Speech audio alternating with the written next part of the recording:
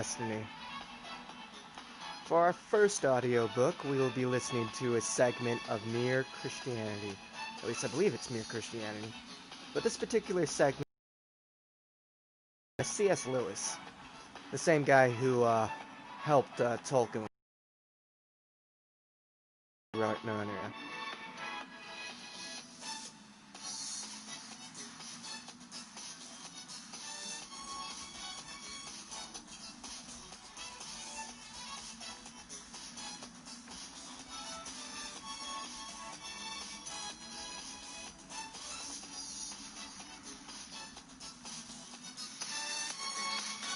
Alright.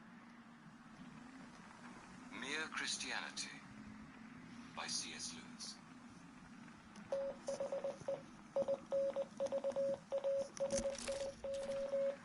The invasion.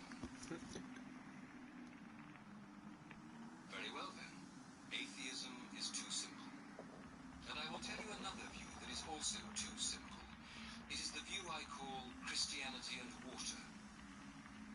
The view which simply says there is a good God in heaven and everything is all right, leaving out all the difficult and terrible doctrines about sin and hell and the devil and the redemption. Both these are boys' philosophies. It is no good asking for a simple religion. After all, real things are not simple. They look simple, but they are not. The table I am sitting at looks simple, but ask a scientist to tell you what it is really made of.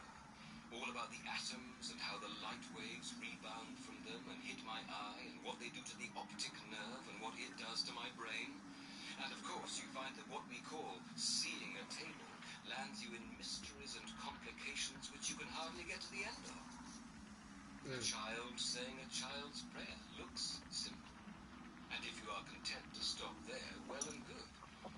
But if you are not, and the modern world usually is not, if you want to go on and ask what is really happening, then you must be prepared for something difficult. If we ask for something more than simplicity, it is silly then to complain that the something more is not simple. Very often, however, this silly procedure is adopted by people who are not silly, but who, consciously or unconsciously, want to destroy Christianity. Such people put up a version of Christianity suitable for a child of 6 and make that the object of their attack. When you try to explain the Christian doctrine as it is really held by an instructed adult, they then complain that you are making their heads turn round and that it is all too complicated, and that if there really were a God, they are sure he would have made religion simple, because simplicity is so beautiful, etc. You must be on your guard against these people, for they will change their ground every minute and only waste your time. Notice, too, their idea of God making religion simple, as if religion was something God invented, and not his statement to us of certain quite unalterable facts about his own nature. Besides being complicated, reality, in my experience, is usually odd. It is not neat, not obvious, not what you expect. For instance, when you have grasped that the Earth and the other planets all go round the Sun, you would naturally expect that all the planets were made to match. All at equal distances from each other, say, or distances that regularly increased, or all the same size, or else getting bigger or smaller as you go farther from the Sun. In fact, you find no rhyme or reason that we can see about either the sizes or the distances. And some of them have one moon, one has 5, one has 2, some have none, and one has a ring. Reality, in fact, is usually something you could not have guessed. That is one of the reasons I believe Christianity.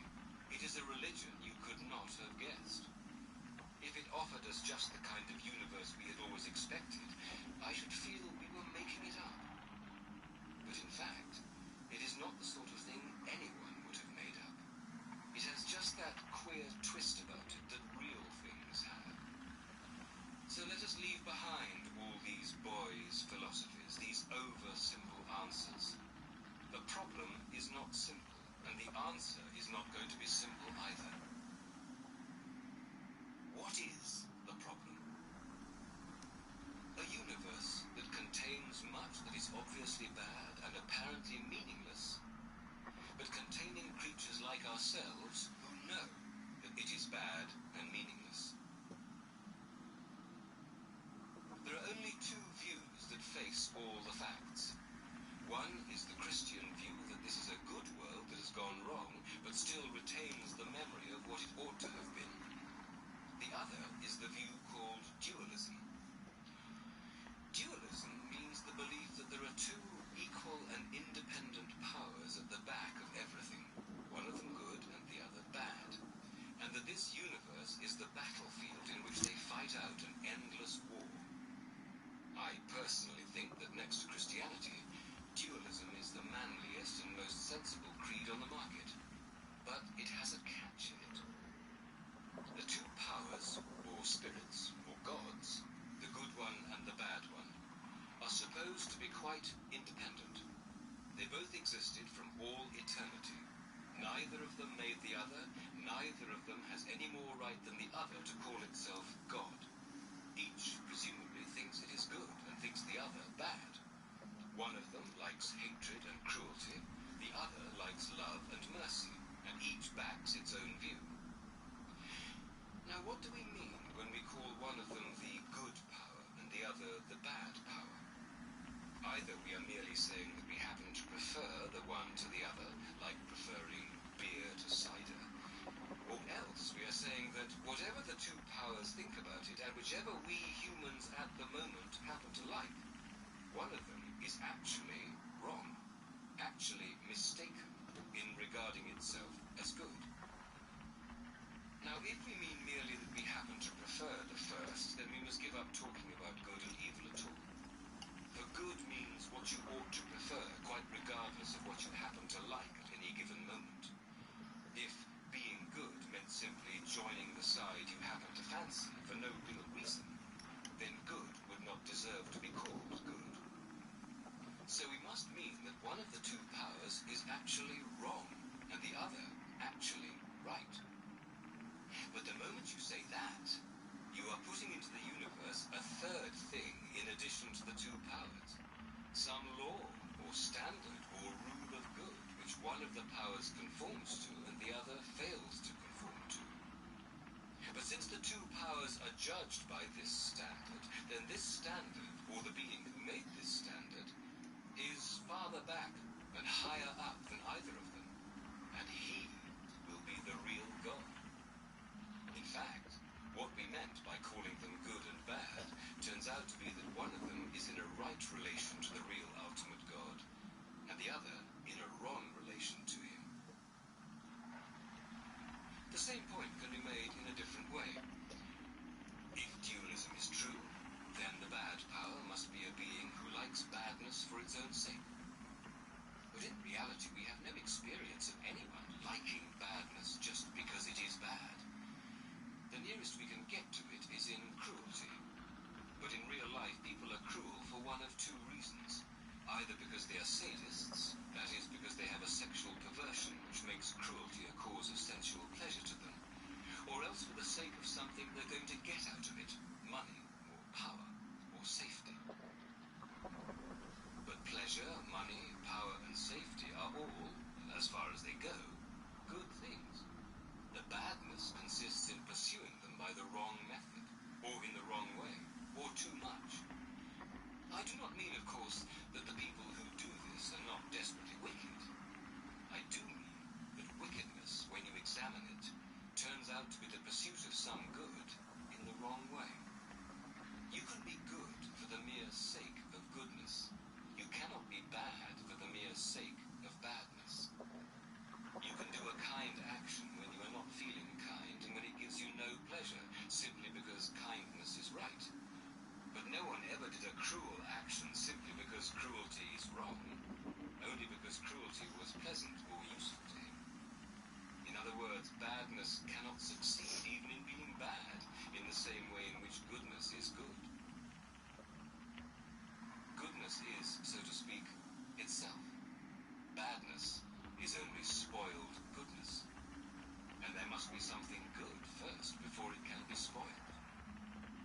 sadism is sexual perversion, but you must first have the idea of a normal sexuality before you can talk of its being perverted.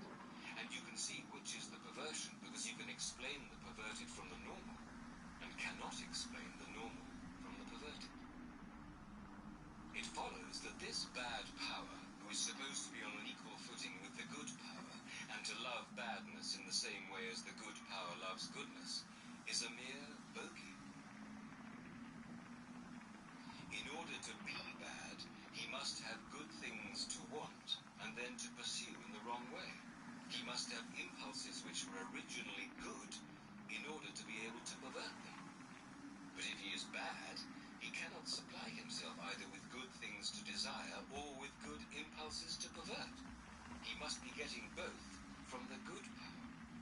And if so, then he is not independent. He is part of the good power's world. He was made either by the good power or by some power above them both. Put it more simply still, to be bad, he must exist and have intelligence and will. But existence, intelligence, and will are in themselves good. Therefore, he must be getting them from the good power.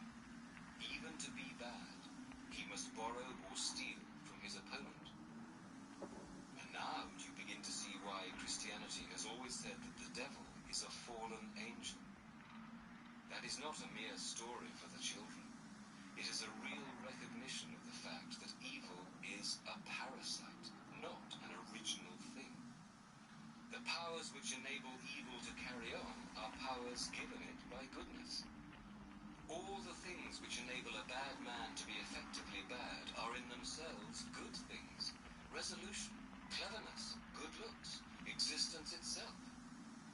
That is why dualism, in a strict sense, will not work. But I freely admit that real Christianity, as distinct from Christianity and water, goes much nearer to dualism than people think. One of the things that surprised me when I first read the New Testament seriously was that it talked so much about a dark power in the universe. A mighty evil spirit who was held to be the power behind death and disease and sin. The difference is that Christianity thinks this dark power was created by God and was good when he was created and went wrong. Christianity agrees with dualism that this universe is at war, but it does not think this is a war between independent powers. It thinks it is a civil war, a rebellion, and that we are living in a part of the universe occupied by the rebel.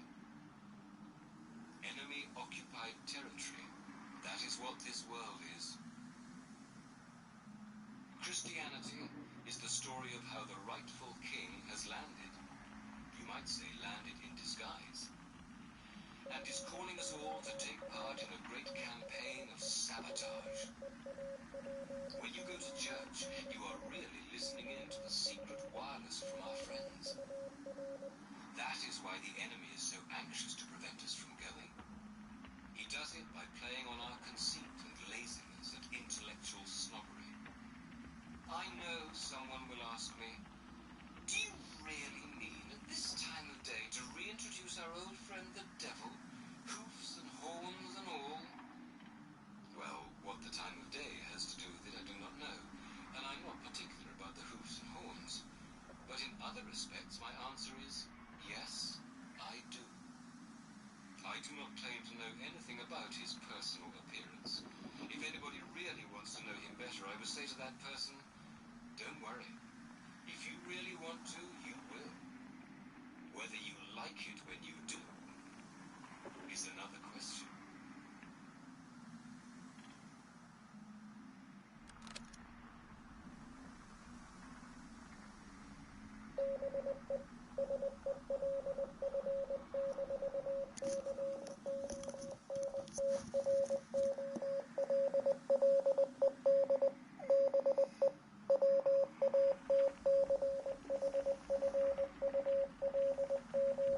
Alright, need to reposition.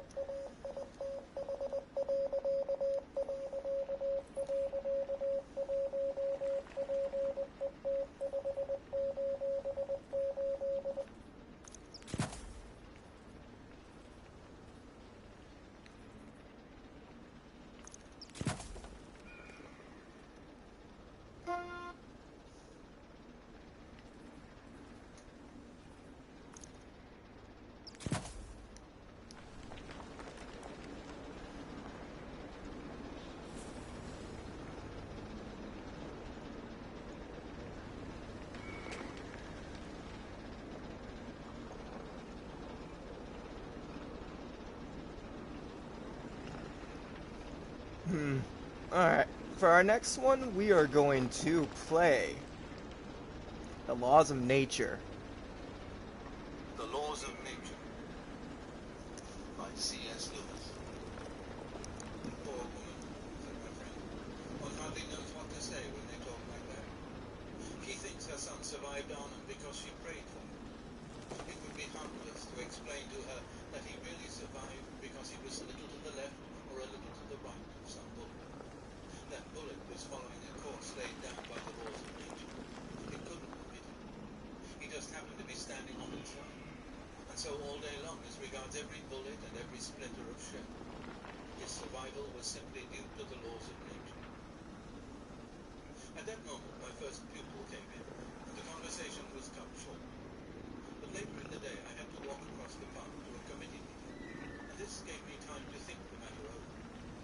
It was quite clear that once a bullet had been fired from point A in direction B, the wind leaving C, and so forth, it would pursue a certain path. But might our young friend have been standing somewhere else? And might the German have fired at a different moment or in a different direction? If men had free will, it would appear that they might. On that view, we get a rather more complicated picture of the Battle of Arnhem. The total course of events would be a kind of amalgam derived from two sources. On the one hand, from acts of human will, which might presumably have been otherwise, and on the other, from the laws of physical nature. And this would seem to provide all that is necessary for the mother's belief that her prayers had some place among the laws of her son's preservation. God might continually influence the wills of all the combatants so as to allot death, wounds, and survival in the way he thought best, while leaving the behavior of the projectile to follow its normal course. But I was still not quite clear about the physical side of this picture. I had been thinking, vaguely enough, that the bullet's flight was caused by the laws of nature. But is this really so? Granted that the bullet is set in motion, and granted the wind and the Earth's gravitation and all the other relevant factors, then it is a law of nature that the bullet must take the course it did. But then the pressing of the trigger, the side wind, and even the Earth are not exactly laws. They are facts or events. They are not laws, but things that obey laws. Obviously, to consider the pressing of the trigger would only lead us back to the free will side of the picture. We must, therefore, choose a simpler example. The laws of physics, I understand, decree that when one billiard ball, A, sets another billiard ball, B, in motion, the momentum lost by A exactly equals the momentum gained by B. This is a law. That is, this is the pattern to which the movement of the two billiard balls must conform, provided, of course, that something sets ball A in motion. And here comes the snag. The law won't set it in motion. It is usually a man with a cue does that. But a man with a cue would send us back to free will. So let us assume that it was lying on a table in a liner, and that what set it in motion was a lurch of the ship. In that case, it was not the law which produced it. It was a wave. And that wave, though it certainly moved according to the laws of physics, was not moved by them. It was shot by other waves, by winds and so on. And however far you trace the story back, you would never find the laws of nature causing anything. The dazzlingly obvious conclusion now arose in my mind. In the whole history of the universe, the laws of nature have never produced a single event. They are the patterns to which every event must conform, provided only that it can be induced to happen. But how do you get it to do it? How do you get a move on it? The laws of nature can give you no help there. All events obey them, just as all operations with money obey the laws of arithmetic. Add 6 pennies to 6, and the result will certainly be a shilling. But arithmetic by itself won't put 1 farthing into your pocket. Up till now, I had had a vague idea that the laws of nature could make things happen. I now saw that this was exactly like thinking that you could increase your income by doing sums about it. The laws are the pattern to which events conform. The source of events must be sought elsewhere. That the laws of nature explain everything except the source of events. But this is rather a formidable exception. The laws, in one sense, cover the whole of reality except that continuous cataract of real events which makes up the actual universe. They explain everything except what we should ordinarily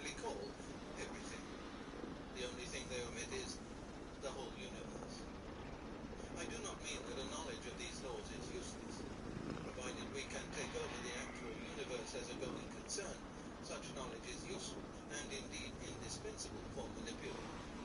Just as, if only you have some money, arithmetic is indispensable for managing it.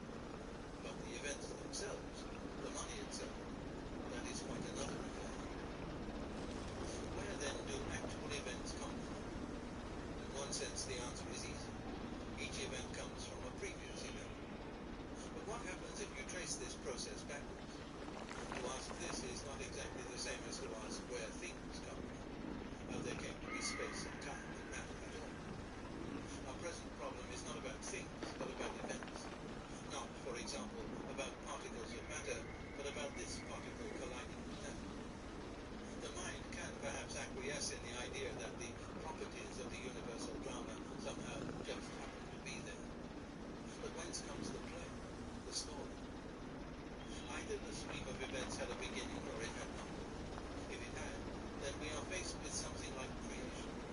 If it had not, a supposition by the way which some physicists find difficult, then we are faced with an everlasting impulse which, by its very nature, is opaque to scientific thought. And science, when it becomes perfect, will have explained the connection between each link in the chain and the link before it.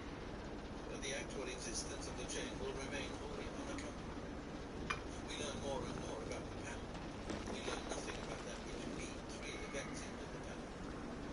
If it is not God, we must at the very least call it destiny, the immaterial, ultimate one-way pressure which keeps the universe on and on. The smallest event, then, if we face the fact that it occurs, instead of concentrating on the pattern into which, if it can be persuaded to occur, it must fit, leads us back to a mystery which lies outside natural science. It is certainly a possible supposition that behind this mystery some mighty will and life is at work. If so, any contrast between his acts and the laws of nature is out of the question. It is his act alone that gives the laws any events to apply to. The laws are an empty frame. It is he who fills that frame. Not now and then on specially providential occasions, but at every moment. And he, from his vantage point above time, can, if he pleases, take all prayers into account in ordaining that vast complex event which is the history of the universe. For what we call future prayers have always been present for him.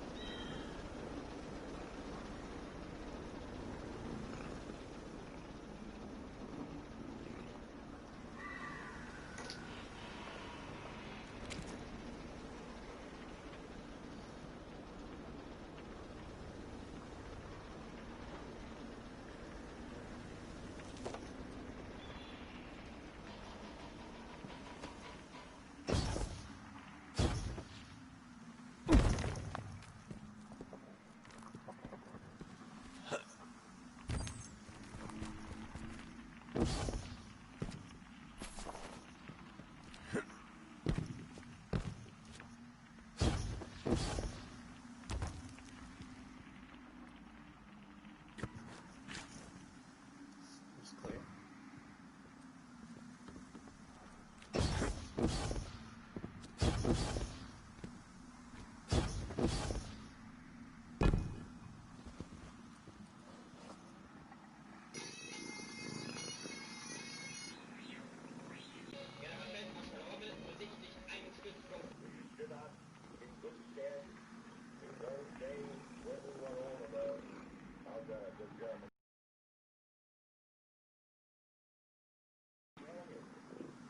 We may also ask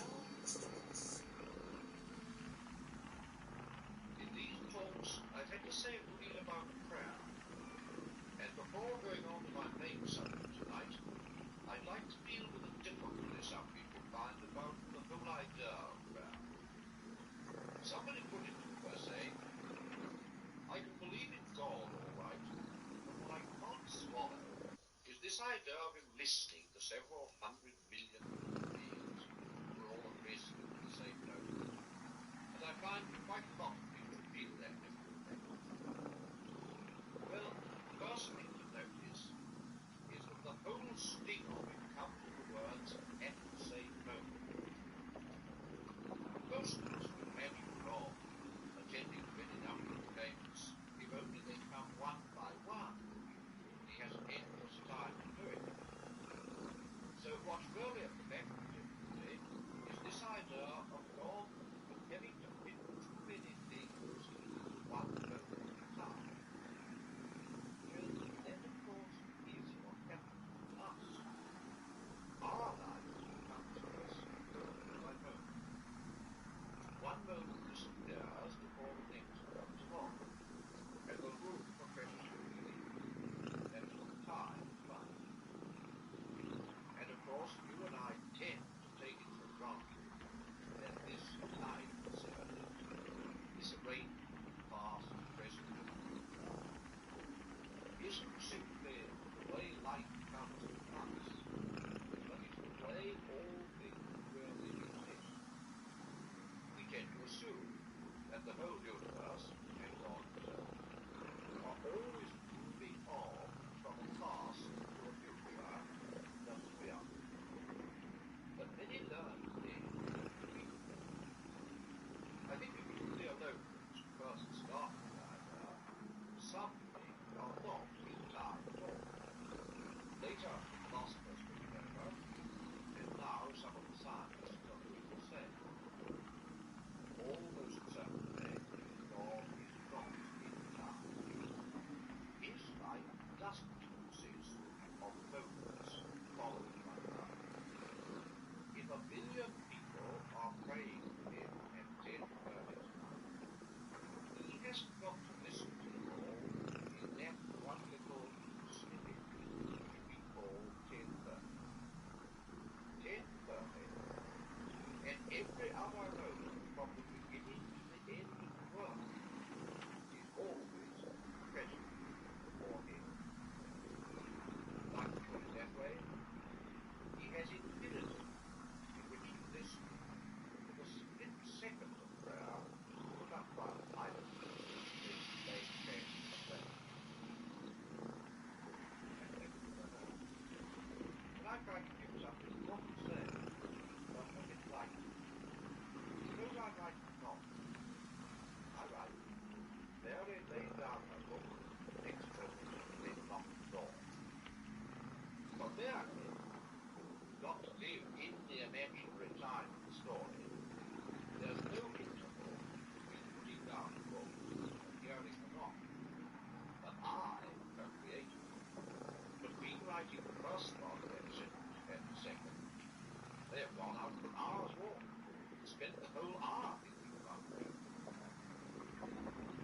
I know that's not a perfect example, but it may just give a glimpse of what I mean. The point I want to drive home is that God has infinite attention, infinite leisure to spare for each one of us. He doesn't have to take us in a rush.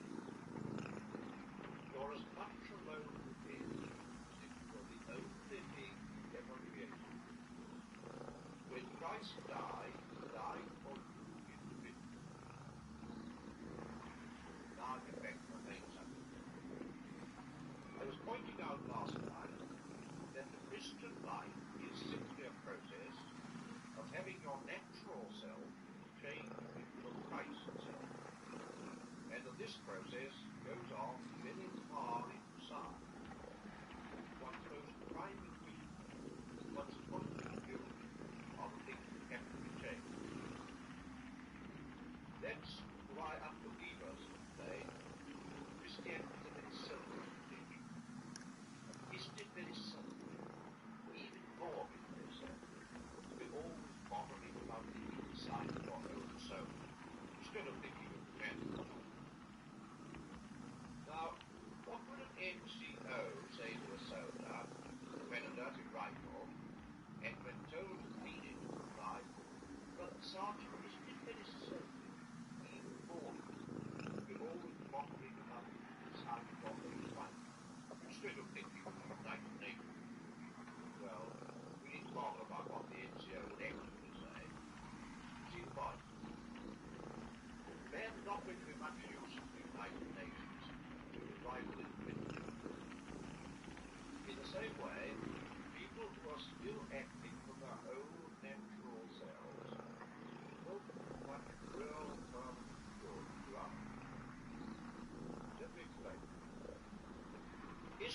isn't just a story of bad people doing bad things.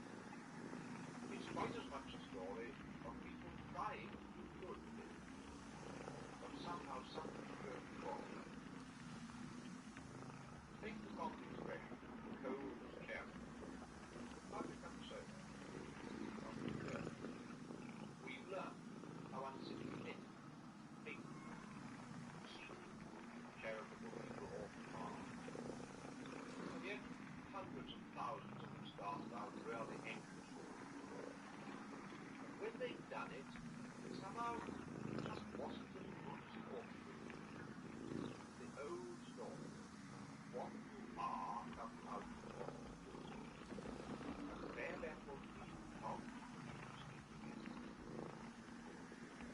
As long as the old self is there, its taste will be over all the evil. You try to be religious, become happy. You try to be kind, become faithful. Social service is reinstated the ripple. Unselfishness becomes a form of showing off. I don't mean, of course, that we must stop trying to be good. We've got to do the best we can. It's as though we're fool enough to go into battle with our own rifle. We must run away. But I do mean that the real cure lies far deeper. Out of ourselves and into Christ we must go. Change won't come for most of us having something. And I must admit that for most Christians, it's only the beginning, the very end of our present life. But there are some it goes further even before then, far enough for you to see it. Their very faces and voices suggest it. When you meet them, you know you're up against something which, so to speak, begins where you leave off. Something stronger, wilder, happier, more alive, more human. Now, that's just where Christianity, and I think, has the real answer to the question a lot of modern people are asking. Everyone's heard of evolution, how men evolve in lower kinds of life. And people often ask, what's the next step? When is the thing beyond saying going to appear? Some imagination writers even write a picture of what the next step will be like. But the usually end in nonsense about missing are, ignorance, something like that. But the Christians think those people are on the wrong tack. The next step has already appeared. The next step is from being just believers to being sons of God. A new kind of man appeared in Christ. And other kinds of men, through Christ, are already to be found, dotted here and there about the earth. We Christians don't call it evolution, because we believe it isn't something coming up out of blind nature, something coming down from the world of light, power, knowledge, beyond all thought. But it's like to call it evolution. No. The next step is here. Without one of the three, men in Christ to Christ. Or, refuse the step and sink back. Now, if we take the step, it involves losing what we now call ourselves. That doesn't mean that all the people who accept Christ are going to be exactly like that. I know it sounds ridiculous. If the one Christ that needs to live in us all, actually replacing our personalities, is so, then what difference will there be between us?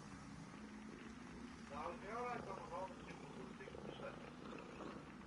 On the one hand, if it isn't true to losing our personal differences, why letting Christ take us over? On the other hand, I don't think Christ can take us over as long as we're bothering about what will happen to our personality. Can I take the first point first? If a person didn't know about salt, wouldn't he think that anything with such a strong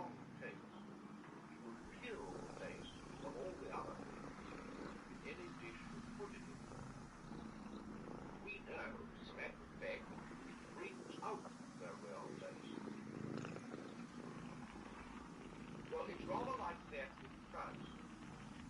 When you've completely given up yourself to his personality, you will then, for the first time in your life, be developing into a real person. He made the whole world. He invented it, as an author invents characters in a book. All different men you and I are intended to be. Our real selves are, so to speak, all waiting for us in him. What I call myself now is hardly a person at all. It's mainly a meeting place for various natural forces, desires, fears, etc., some of which come from my ancestors, some from my education, some perhaps from the devil. The self you were really intended to be is something you live not from nature, but from God. At the beginning of these talks, I said there were personalities in God. But I go further now. There are no real personalities anywhere else. I mean, no full, complete personality. It's only when you allow yourself to be drawn into his life that you turn into a true person. But on the other hand, it's just no good at all going to Christ for the sake of developing a fuller personality. As long as that's what you're bothering about, you haven't begun. Because the very first step towards getting a real self is to forget about the self. It will come only if you're looking for something else. That holds, you know, even for earthly matters. Even in literature or art, no man who cares about originality will ever be original. It's the man who's only thinking about doing a good job or telling the truth who becomes really original and doesn't notice it. Even in social life, you'll never make a good impression on other people until you've stopped thinking what sort of impression you make. That principle runs all through life from the top to the bottom. Give up yourself and you will find your real self. Lose your life and you will save it. Submit to death, submit with every fiber of your being, and you'll find eternal life. Look for Christ, and you will get him, and with him, everything else thrown in. Look for yourself, and you'll get only hatred, loneliness, despair, ruin.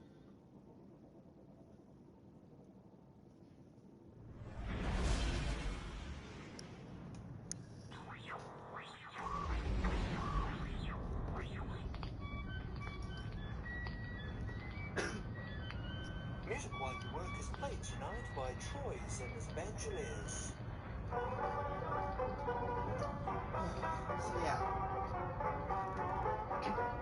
When I think about the game, I actually think that it's kind of funny that the darkness is actually a great metaphor for the situation that we're in.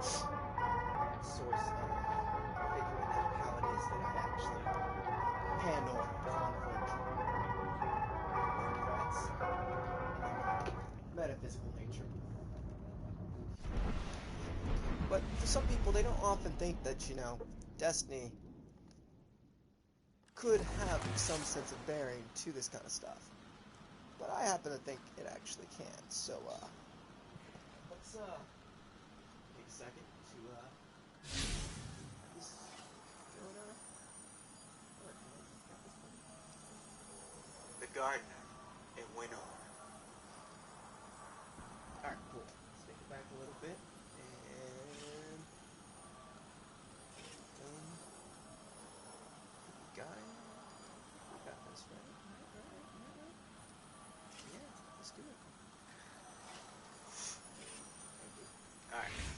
Higgs, you got this? Okay. Hi. I refer to myself as the Guardian. I'm a protector of the last city. And for the last few months, I have been visiting Eris Morn and receiving messages from what we call the darkness, trying to sway me and Higgs to his philosophy. The next series of recordings are going to be my reading of the lore tablets and possibly some discussion on the matter as well.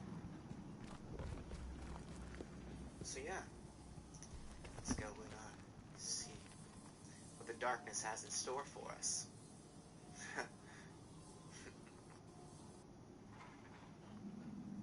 Pleased to meet you. One of your philosophers said, "It's not to be thought that the life of darkness is sunk in misery and lost in sorrow.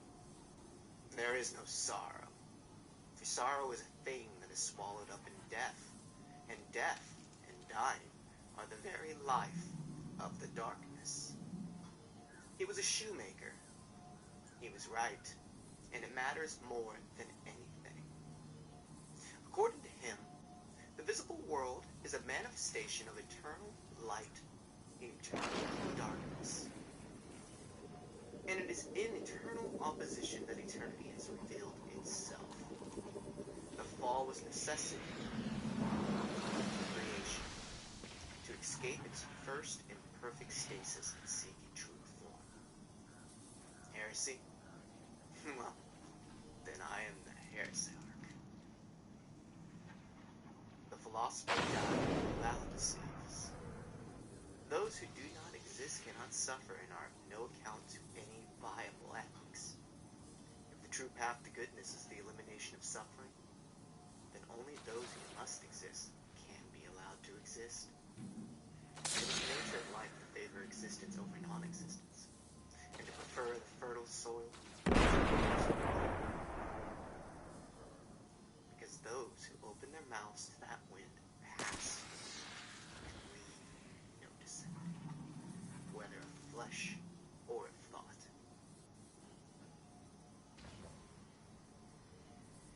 But imagine the abomination of a world where nothing can end, and no choice can be preferred to any other. Imagine things that would suffer and never die. Imagine the lies that would flourish without context or corrective. Imagine a world without me.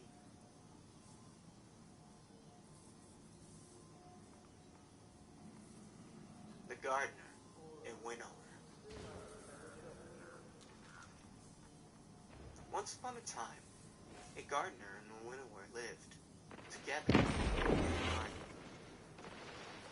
It was once before time, because time had not yet begun. We did not live. We existed as principles of ontological dynamics that emerged from mathematical structures as bodiless and inevitable as primes. It was the field of possibility that prefigured existence. They existed because they had to exist.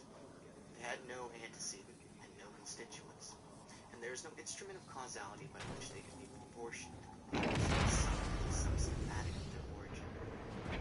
We follow the inevitable of history in search of some ultimate and visible anybody that became them. You end your journey moving here in this garden. In the morning, the gardener proceeds down into the wet loam of the garden to see what they would become. In the evening, the winnower reaped the day's crop, and suddenly flourished what had failed. The day was longer than all the time. The night was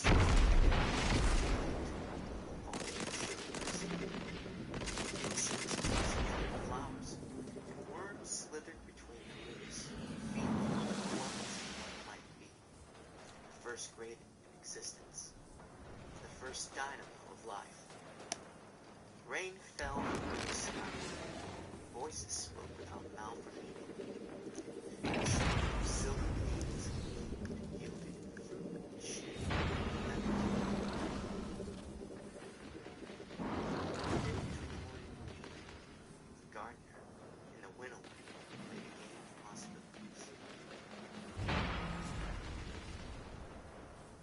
flower game.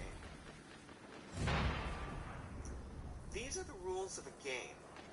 Let it be played upon an infinite two-dimensional grid of flowers. Rule 1. A living flower with less than 2 living neighbors is cut off. It dies. Rule 2. A living flower with 2 living neighbors is connected. It lives. Rule 3. A living flower with more than 3 living neighbors is starved and overcrowded. It dies. Rule 4. A dead flower with exactly 3 living neighbors is reborn. It's to life. The only game is the arrangement of the initial flowers. This game fascinates me. This game occupies the very embers of thought. Though it has only 4 rules, and the board is a flat, featureless grid, in it you will find sensors, blocks, stilts, iron, beacons, and whirling pulse arms, as well as gliders that soar out into infinity. Patterns that lay eggs and spawn new patterns, living cells that replicate themselves forward. In it, you may construct a universal computer with the power to simulate, very slowly, any other computer imaginable realities, including nested copies of itself. And the game is undecidable. No one can predict exactly how the game will play out except playing. And yet, this game is nothing compared to the game played by the gardener. It resembles that game as a seed does a flower. No, as a seed resembles a star that fed the flower in all the life it needed. In their game, the gardener went under its nose, shapes of possibility. They foresaw bodies and civilizations, minds and cognitions, quality and suffering. So the government which patterns would flourish in the game, which would win. They learned which would win, as they were those rules. And in time, the gardener becomes the final shape. Always ends the same. Gardener. This one stupid pattern. Are they beautiful? I asked.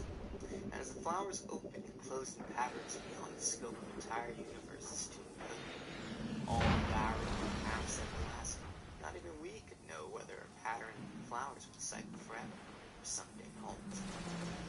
They're as dull as carbon monoxide poison.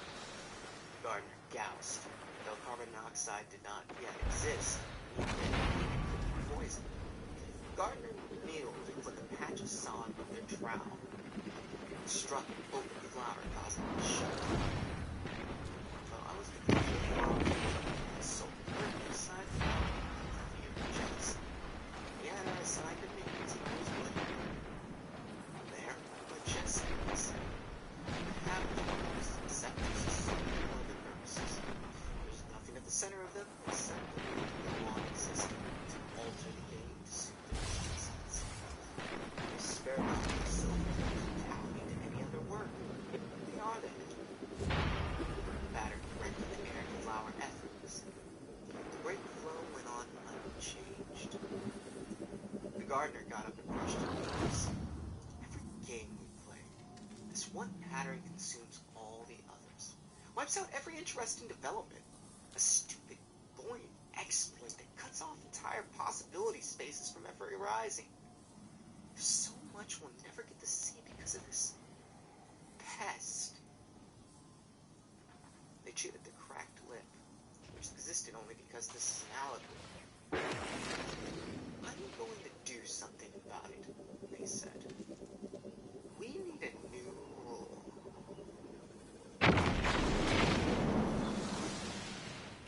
The first night. Actually, let's cut it. Yeah. Yeah, see? In general, if you were to think about what C.S. Lewis did, if we were to think about the darkness as the demiurge, or that kind of secondary god, force, on par with the traveler. Well, let's think about human history. If I were to be drawing a line between Christianity and current despotism, just for the sake of my own fun thing, draw connections upon all but anyways, if I were to do that, then one could say that the Messiah is the traveler, in the sense that beforehand the traveler came in the sense of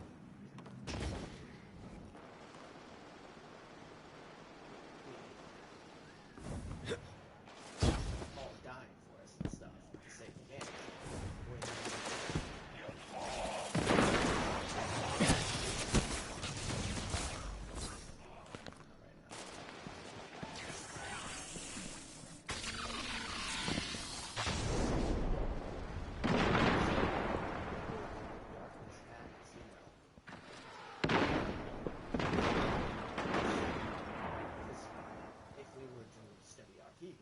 Satan means the adversary, which means that Lucifer is a Satan, but he's not the only Satan. There are many different Satans out there. So if we were to think about Satan being the idea of the demiurge, or the adversary being, the darkness fits that role perfectly. And so when we think about how the darkness treats us, how it talks to us, how honestly it to become worthwhile to it by having the light interact with us, and it even admits that in its own text. That should prove to us that the light is, insofar as the light said anything, because you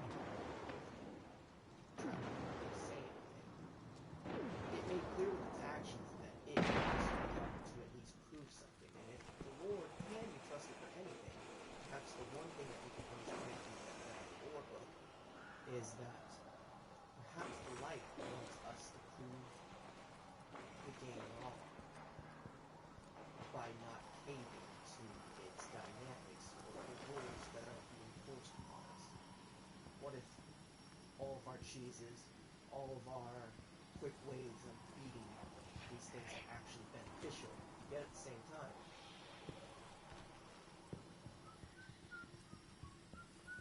But at the same time, you have, the darkness constantly urging us to get involved in the game, and trapped in the rules of this dichotomy of trying to assert ourselves.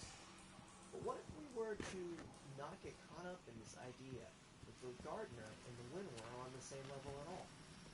See, if you're a farmer, you own a large plot of land, and you're growing a crop on that land, the most important person to you is going to be the other gardeners. Those who tend to the crop, those who plant the crop, those who make sure the crop doesn't get weeded through. And it takes care of it. Yes, the winnower is important in that they're getting rid of all the trash, getting rid of that which needs to be reaped, but they're subordinate to the gardener. Again, that's why the gardener was the one who was offered the role. Sure, the darkness tries to imply that he doesn't actually care, but do we really trust that he wasn't jealous? Do we really trust that the darkness has held right against the light? I think there's something the darkness doesn't want to know about its nature, and I think that in that, or at least in our task, we might be able to perceive what it is that the darkness isn't telling us. And I think that's kind of the fun of being able to take real-life mythology, at least in terms of how some atheists would look at it, and apply it to video game mythology. So, what do we have in store next?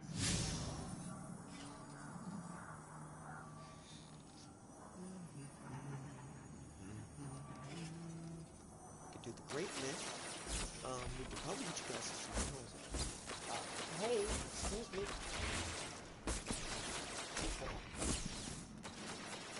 Okay. You know what?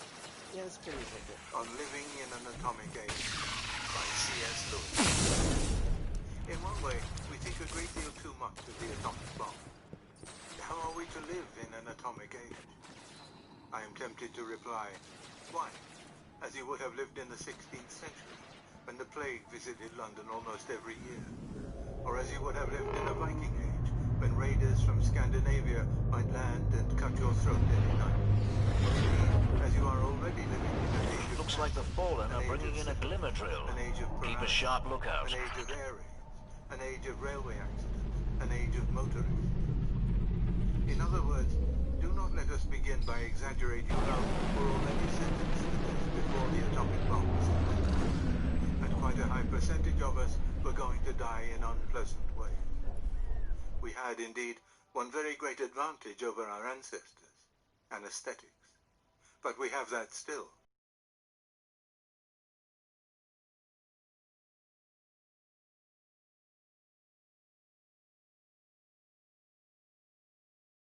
Already bristled with such chances, and in which death itself was not a chance at all, but a certainty.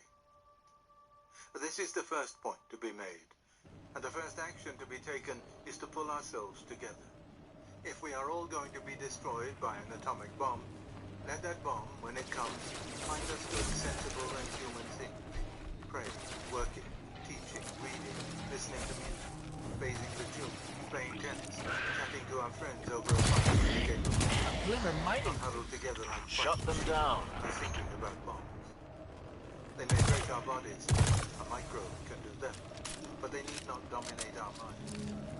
But, you replied, it is not death, not even painful and premature death that we are bothering about.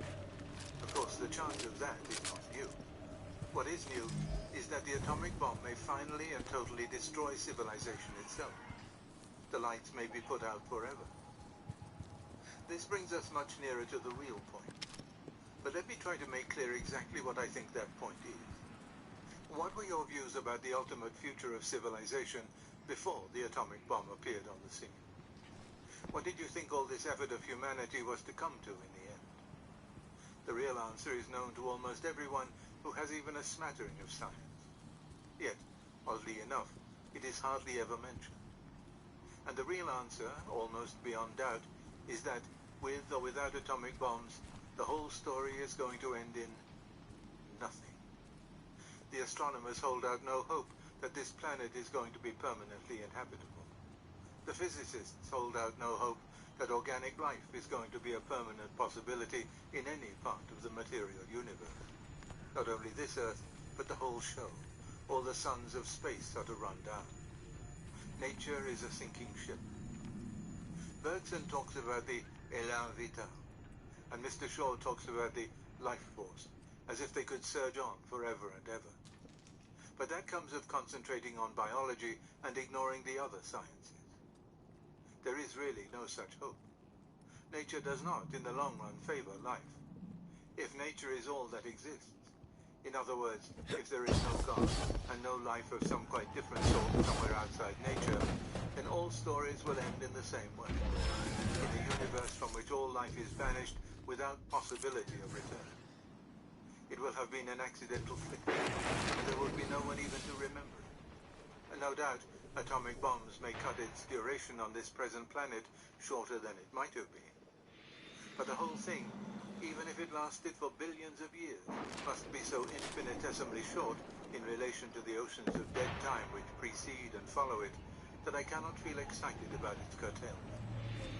What the wars and the weather, are we in for another of those periodic ice ages?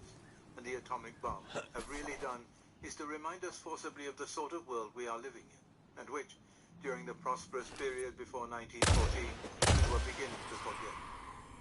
And this reminder is, so far as it goes, a good one. We have been winged from a pretty dream, and now we can begin to talk about realities. We see at once, when we have been winged, that the important question is not whether an atomic bomb is going to obliterate civilization. The important question is whether the bomb, studied by science, is the only thing in existence. Because if you answer yes to the second question, then the first question of all human activity will be hurried on by our own action instead of coming at its natural time. That is, of course, a question that concerns us very much. Even on a ship which will certainly sink sooner or later, the news that the boiler might blow up now would not be heard with indifference by anyone. But those who knew that the ship was sinking in any case would not, I think, be quite so desperately excited as those who had forgotten this fact and were vaguely imagining that it might arrive somewhere. It is then on the second question that we really need to make up our minds. And let us begin by supposing that nature is all that exists. Let us suppose that nothing ever has existed or ever will exist except this meaningless play of atoms in space and time. That by a series of hundreds chances it has, regrettably, produced things like ourselves.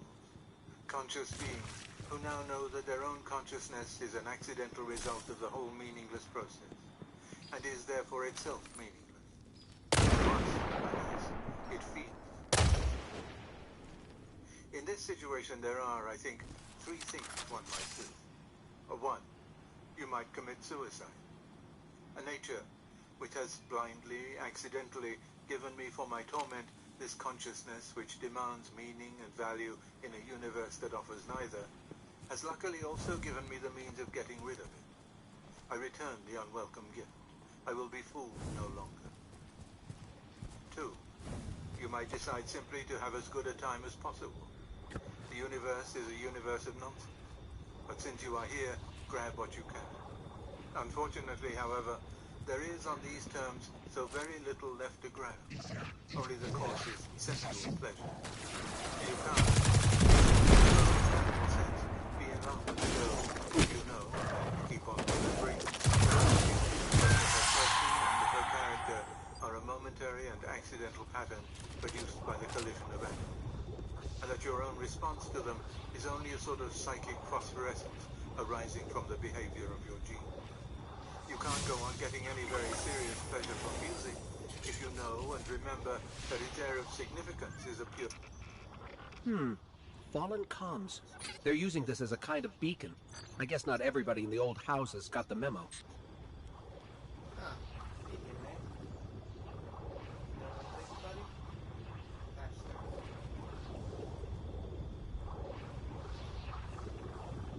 illusion. That you like it only because your nervous system is irrationally conditioned to like it. You may still, in the lowest sense, have a good time.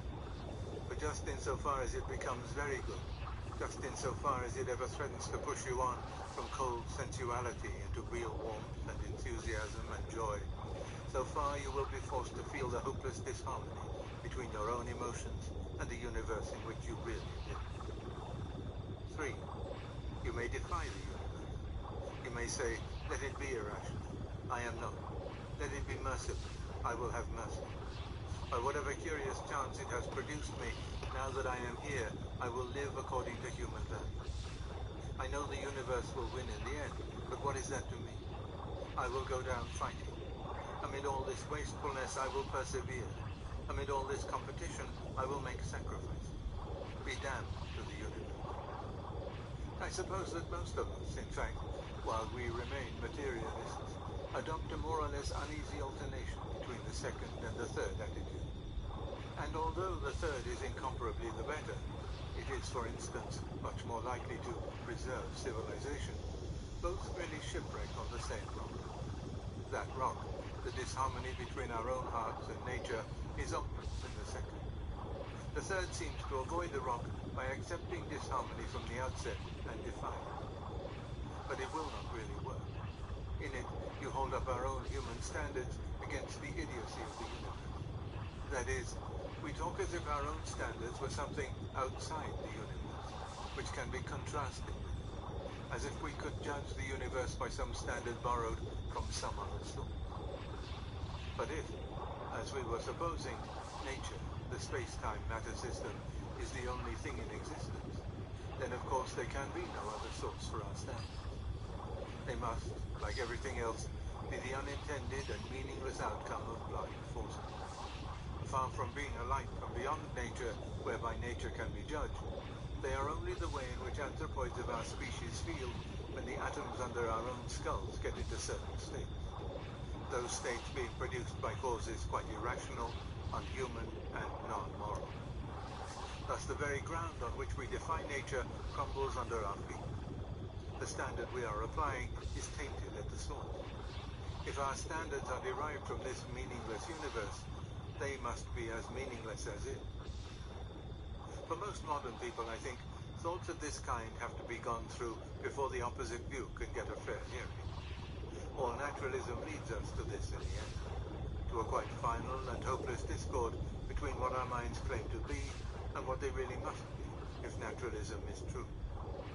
They claim to be spirit, that is, to be reason, perceiving universal intellectual principles and universal moral law, and possessing free will.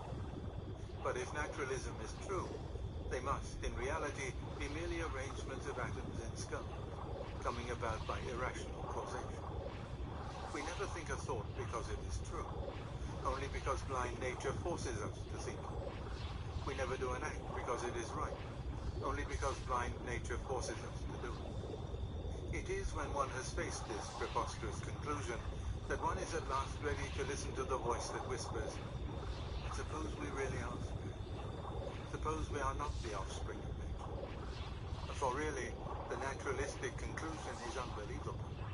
For one thing, it is only through trusting our own minds that we have come to know nature herself. If nature, when fully known, seems to teach us, that is, if the sciences teach us, that our own minds are chance arrangements of atoms, then there must have been some mistake. For if that were so, then the sciences themselves would be chance arrangements of atoms, and we should have no reason for believing in them. There is only one way to avoid this deadlock. We must go back to a much earlier view. We must simply accept it that we are spirits, free and rational beings, at present inhabiting an irrational universe, and must draw the conclusion that we are not derived from it. We are strangers here. We come from somewhere else. Nature is not the only thing that exists. There is another world, and that is where we come from. And that explains why we do not feel at home here. A fish feels at home in the water. If we belong here, we should feel at home here. All that we say about nature red in tooth and claw, about death and time and mutability, all our half-amused, half-bashful attitude to our own bodies is quite inexplicable on the theory that we are simply natural creatures. If this world is the only world, how did we come to find its laws either so dreadful or so common? If there is no straight line elsewhere, how did we discover that nature's line is crooked? But what then is nature? And how do we come to be imprisoned in a system so alien to it? Oddly enough, the question becomes much less sinister the moment one realizes that nature is not all. Mistaken for our mother, she is terrifying and even abominable. But if she is only our sister, if she and we have a common creator, if she is our sparring partner, then the situation is quite tolerable. Perhaps we are not here as prisoners, but as colonists. Only consider what we have done already to the dog. She is indeed a rough playfellow. There are elements of evil. To explain that would carry us far back. I should have to speak of powers and principalities, and all that would seem to a modern reader most mythological. But this is not the place, nor do these questions come first. It is enough to say here that nature, like us, but in her different way, is much alienated from her creator, though in her, as in us, gleams of the old beauty remain. But they are there not to be worshipped, but to be enjoyed. She has nothing to teach us. It is our business to live by our own law, not by hers. To follow, in private or in public life, the law of love and temperance, even when they seem to be suicidal, and not the law of competition and graft, even when they seem to be necessary to our survival. For it is part of our spiritual law never to put survival first, not even the survival of our species. We must resolutely train ourselves to feel that the survival of man on this earth, much more of our own nation, or culture, or class, is not worth having, unless it can be had by honorable and merciful means. The sacrifice is not so great as it seems. Nothing is more likely to destroy a species or a nation than a determination to survive at all costs. Those who care for something else more than civilization are the only people by whom civilization is at all likely to be preserved. Those who want heaven most have served earth best. Those who love man less than God do most for man.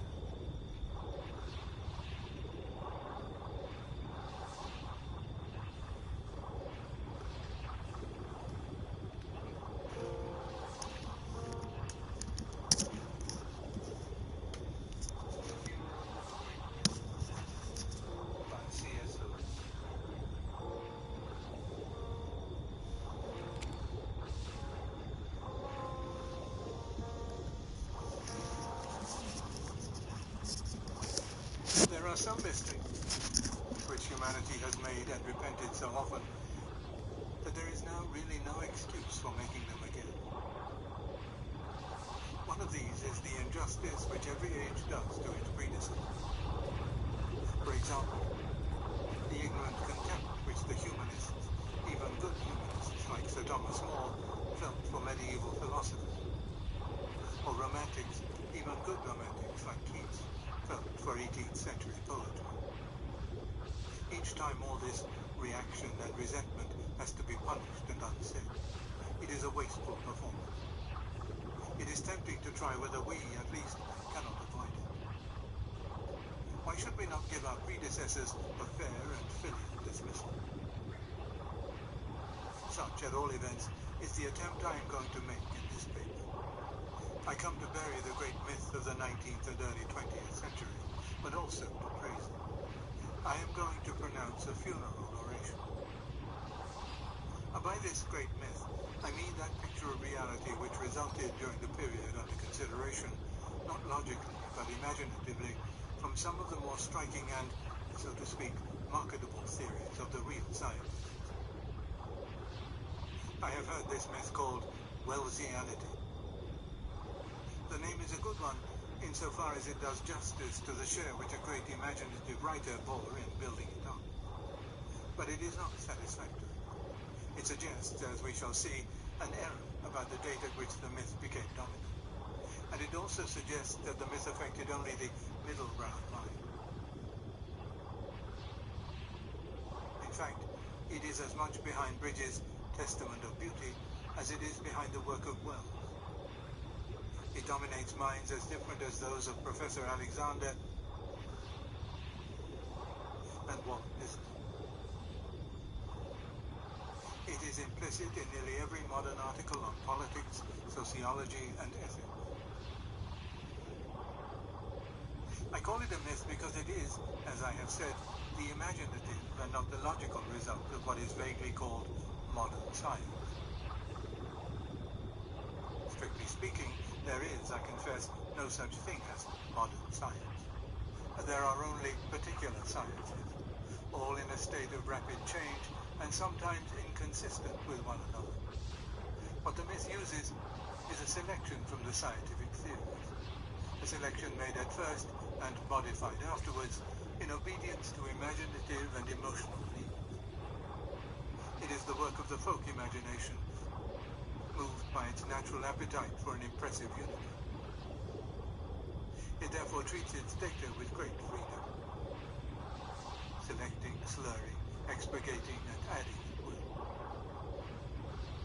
The central idea of the myth is what its believers would call evolution, or development, or emergence, just as the central idea in the myth of Adonis is death and rebirth. I do not mean that the doctrine of evolution, as held by practicing biologists, is a myth.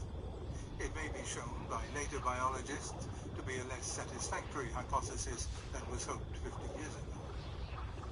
But that does not amount to being a myth. It is a genuine scientific hypothesis.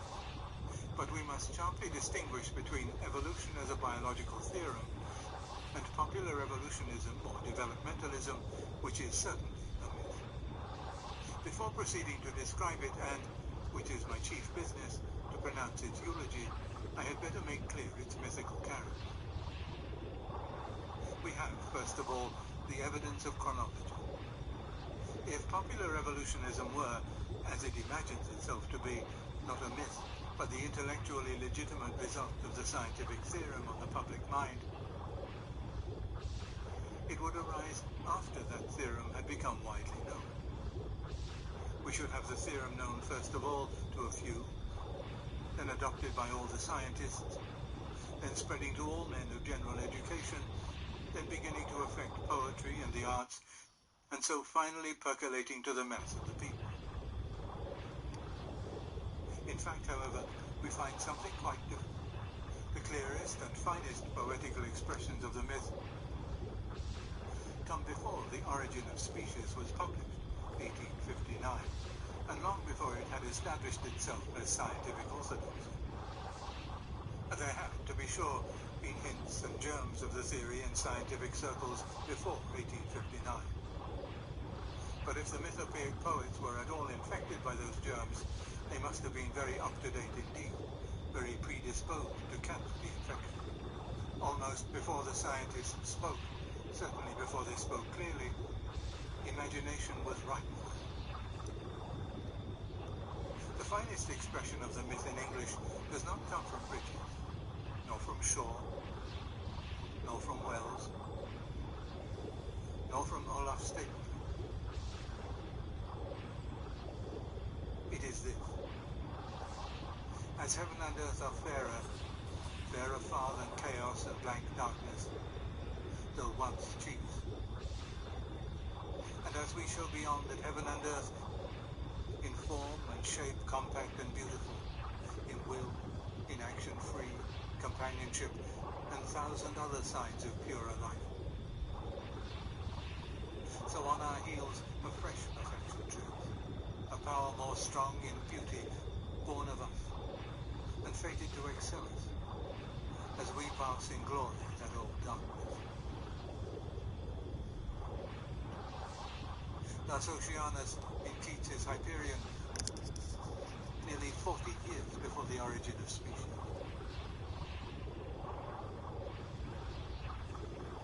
And on the continent we have the Nibelungsring. Coming, as I do, to bury but also to praise the receding age, I will by no means join in the modern depreciation of Wagner. He may, for all I know, have been a bad man. He may, though I shall never believe it, have been a bad musician.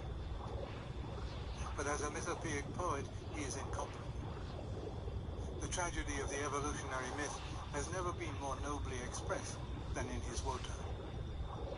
Its heady raptures never more irresistibly than in Siegfried. That he himself knew quite well what he was writing about can be seen from his letter to August Rocker in 1854. The progress of the whole drama shows the necessity of recognizing and submitting to the change, the diversity, the multiplicity, the eternal novelty of the real. Wotan rises to the tragic height of willing his own downfall. This is all we have to learn from the history of man, to will the necessary, and ourselves to bring it to pass.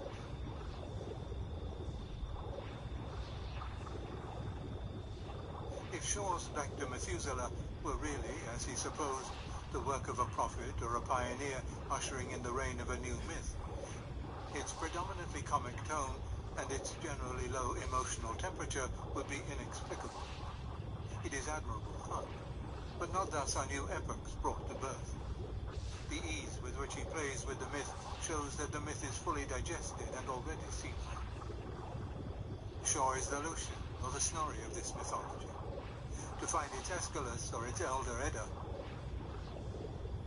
you must go back to Keats and Wagner.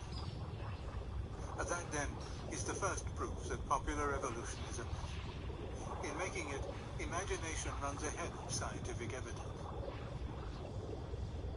The prophetic soul of the big world was already pregnant with the myth. If science had not met the imaginative need, science would not have been so popular. But probably every age gets, within certain limits, the science it desires. In the second place, we have internal evidence. Popular evolutionism, or developmentalism, differs in content from the evolution of the real biologist. To the biologist, evolution is a hypothesis. It covers more of the facts than any other hypothesis at present on the market, and is therefore to be accepted unless or until some new supposal can be shown to cover still more facts with even fewer assumptions. At least, that is what I think most biologists would say. Professor D.M.S. Watson, it is true, would not go so far. According to him, evolution is accepted by zoologists not because it has been observed to occur, or can be proved by logically coherent evidence to be true, but because the only alternative, special creation, is clearly incredible.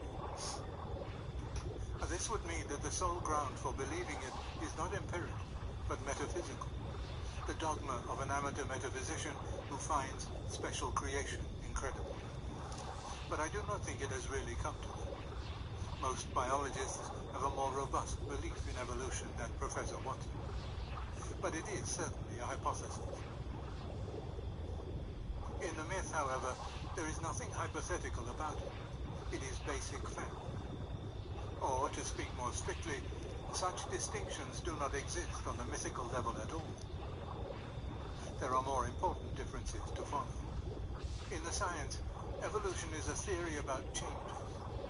In the myth, it is a fact about improvement.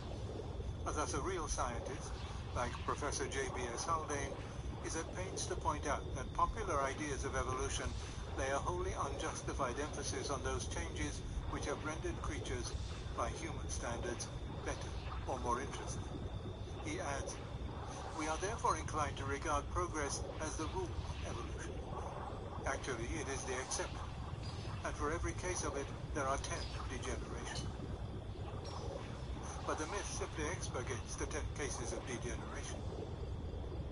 In the popular mind, the word evolution conjures up a picture of things moving onwards and upwards, and of nothing else whatsoever. And it might have been predicted that it would do so. Already, before science had spoken, the mythical imagination knew the kind of evolution it wanted. It wanted the Keatsian and Wagnerian kind, the gods superseding the Titan, and the young, joyous, careless, amorous Siegfried superseding the careworn, anxious, treaty-entangled Wotan. If science offers any instances to satisfy that demand, they will be eagerly accepted. If it offers any instances that frustrate it, they will simply be ignored. Again, for the scientist, evolution is a purely biological theory. It takes over organic life on this planet as a going concern, and tries to explain certain changes within that field. It makes no cosmic statements, no metaphysical statements, no eschatological statements.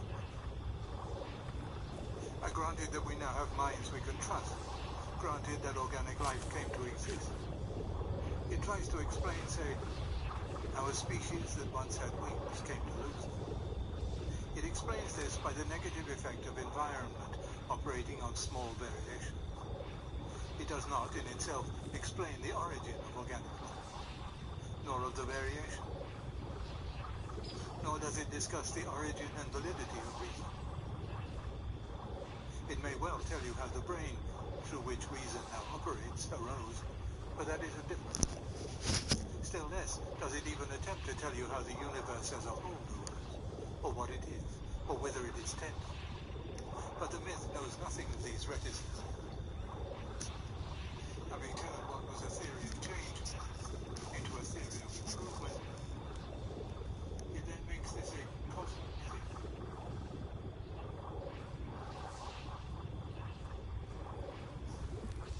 Not merely terrestrial organisms, but everything is moving upwards and onwards. And reason has evolved out of instinct, virtue out of conflict, poetry out of erotic howls and grunts, civilization out of savagery, the organic out of inorganic, the solar system out of some sidereal soup or traffic cop. And conversely, reason, virtue, art, and civilization as we now know them are only the crude or embryonic beginnings of far better things, perhaps deity itself, in the remote future. For in the myth, evolution, as the myth understands it, is the formula of all existence. To exist means to be moving from the status of almost zero to the status of almost infinity. To those brought up on the myth, nothing seems more normal, more natural, more plausible than that chaos should turn into order, death into life, ignorance into knowledge. And with this, we reach the full-blown myth. It is one of the most moving and satisfying world dramas which have ever been imagined. The drama proper is preceded, do not forget the Rheingold here, by the most austere of all preludes, the infinite void, and matter endlessly, aimlessly moving to bring forth it knows not what. Then by some million of millions chance, or tragic irony, the conditions at one point of space and... What's up? An empty fallen cache. They must be bringing in supplies from all of their old hidey holes to be able to survive out here.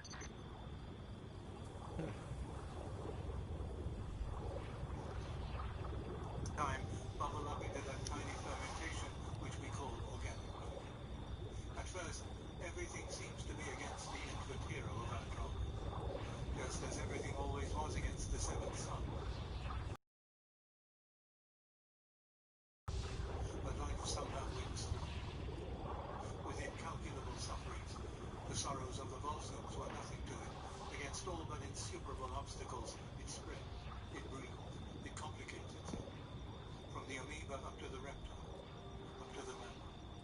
Life, here comes our first climax, wantons as in her prime. This is the age of monsters. Dragons prowl the earth, devour one another and die. Then the old irresistible theme of the younger son or the ugly duckling is repeated. As the weak, tiny spark of life herself began amidst the beasts that are far larger and stronger than he, there comes forth a little, naked, shivering, cowering biped, shuffling, not yet fully erect, promising nothing, the product of another millions of children. His name in this myth is Man. Elsewhere he has been the young Beowulf, whom men at first thought a dust, or the stripling David, armed only with a sling against mail-clad Goliath, or Jack the Giant Killer himself, or even Hopper my thumb. He thrives. He begins killing his giants. He becomes the caveman with his flint and his club, muttering and growling over his enemy's bones. Almost a brute, yet somehow able to invent art, pottery, language, weapons, cookery, and nearly everything else. His name in another story is Robinson Crusoe. Dragging his screaming mate by her hair, I do not exactly know why. Tearing his children to pieces in fierce jealousy until they are old enough to tear him. And cowering before the terrible gods he has invented in his own image. He learns to master nature. Science arises and dissipates the superstitions of his infancy. More and more he becomes the controller of his own fate. Passing hastily over the historical period, in it the upward and onward movement gets in places a little indistinct, but it is a mere nothing by the time scale we are using. We follow our hero on into the future. It made certain that only demigods will now be born. Psychoanalysis, that none of them shall lose or smirch his divinity. Economics, that they shall have to hand all that demigods require. Man has ascended his throne. Man has become God. All is a blaze of glory. And now, mark well the final stroke of mythopoeic genius. It is only the more debased versions of the myths that end here. For to end here is a little pathetic, even a little wrong. If we stopped at this point, the story would lack the highest grandeur. Therefore, in the best versions, the last scene reverses all. Arthur died. Siegfried died. Roland died at Roncevaux. Dusk steals darkly over the gods. All this time we have forgotten Mordred, Hagen, Ganelon. All this time nature, the old enemy who only seemed to be defeated, has been gnawing away, silently, unceasingly, out of the reach of human power. The sun will cool. All suns will cool. The whole universe will run down. Life, every form of life, will be banished without hope of return from every cubic inch of infinite space. All ends in nothingness. Universal darkness covers all. True to the shape of Elizabethan tragedy, the hero has swiftly fallen from the glory to which he slowly climbed. We are dismissed in calm of mind, all passion spent. It is indeed much better than an Elizabethan tragedy, for it has a more complete finality. It brings us to the end, not of a story, but of all possible stories. Enden sah ich die Welt. I grew up believing in this myth, and I have felt, I still feel, its almost perfect grandeur. Let no one say we are an unimaginative age. Neither the Greeks nor the Norsemen ever invented a better story. Even to the present day, in certain moods, I could almost find it in my heart to wish that it was not mythical but true. And yet, how could it be? What makes it impossible that it should be true is not so much the lack of evidence for this or that scene in the drama as the fatal self-contradiction which runs right through it. The myth cannot even get going without accepting a good deal from the real sciences. And the real sciences cannot be accepted for a moment unless rational inferences are valid. For every science claims to be a series of inferences from observed facts. It is only by such inferences that you can reach your nebulae and protoplasm and dinosaurs and submen and cavemen at all. Unless you start by believing that reality in the remotest space and the remotest time rigidly obeys the laws of logic, you can have no ground for believing in any astronomy, any biology, any paleontology, any archaeology. To reach the positions held by the real scientists, which are then taken over by the myth, you must in fact treat reason as an absolute. But at the same time, the myth asks me to believe that reason is simply the unforeseen and unintended byproduct of a mindless process at one stage of its endless and aimless becoming. The content of the myth thus knocks from under me the only ground on which I could possibly believe the myth to be true. If my own mind is a product of the irrational, if what seem my clearest reasonings are only the way in which a creature conditioned as I am is bound to feel, how shall I trust my mind when it tells me about evolution? They say, in effect, I will prove that what you call a proof is only the result of mental habits, which result from heredity, which results from biochemistry, which results from physics. But this is the same as saying, I will prove that proofs are irrational. More succinctly, I will prove that there are no proofs. The fact that some people of scientific education cannot by any effort be taught to see the difficulty confirms one's suspicion that here we touch a radical disease in their whole style of thought. But the man who does see it is compelled to reject as mythical the cosmology in which most of us were brought up. That it has embedded in it many true particulars, I do not doubt. But in its entirety, it simply will not do. Whatever the real universe may turn out to be like, it can't be like that.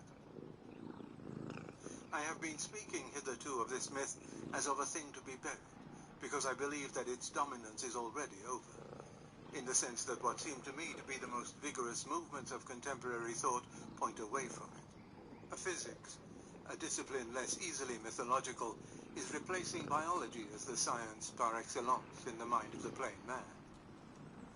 The whole philosophy of becoming has been vigorously challenged by the American humanists.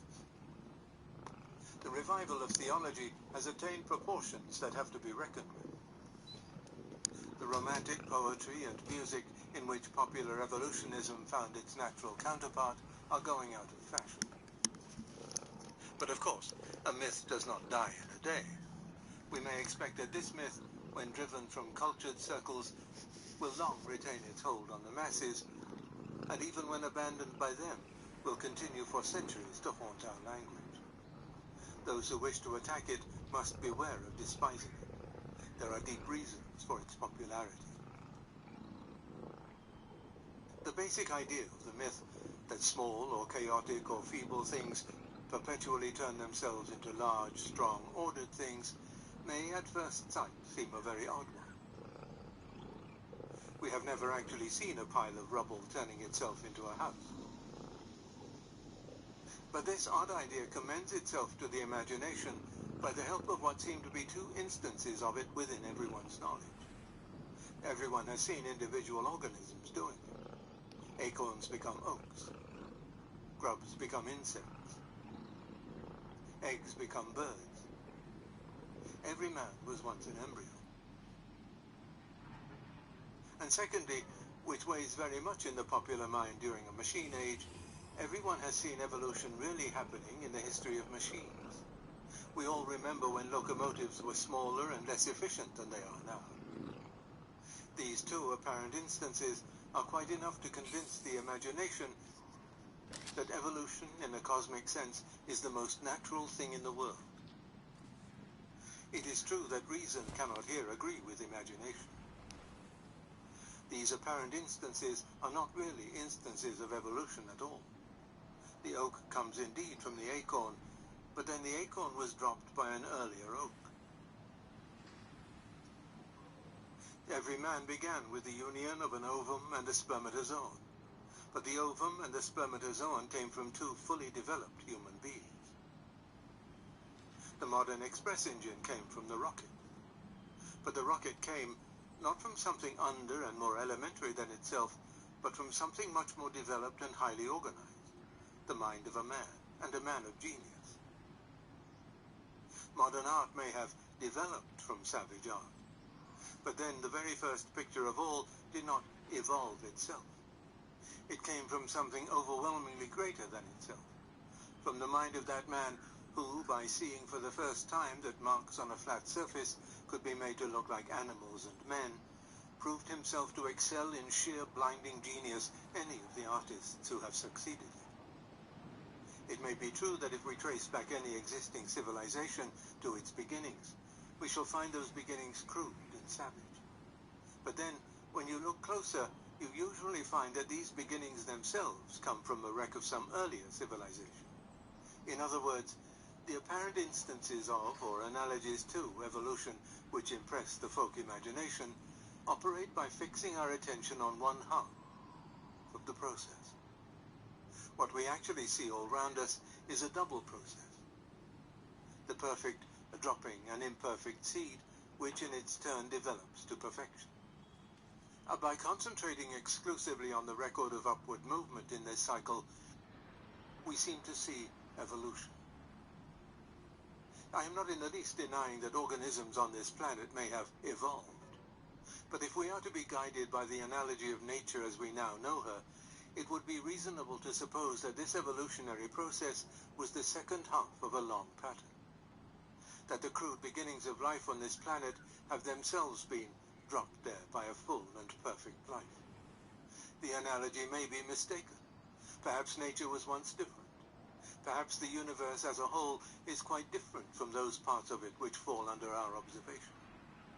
But if that is so, if there was once a dead universe which somehow made itself alive, if there was absolutely original savagery which raised itself by its own shoulder strap into civilization, then we ought to recognize that things of this sort happen no longer, that the world we are being asked to believe in is radically unlike the world we experience. In other words, all the immediate plausibility of the myth has vanished. But it has vanished only because we have been thinking it will remain plausible to the imagination, and it is imagination which makes the myth. It takes over from rational thought only what it finds convenient. Another source of strength in the myth is what the psychologist would call its ambivalence. It gratifies equally two opposite tendencies of the mind, the tendency to denigration and the tendency to flattery. In the myth, everything is becoming everything else. In fact, everything is everything else at an earlier or later stage of development, the later stages being always the better. This means that if you are feeling like Mencken, you can debunk all the respectable things by pointing out that they are merely elaborations of the disreputable things. Love is merely an elaboration of lust, virtue merely an elaboration of instinct, and so forth.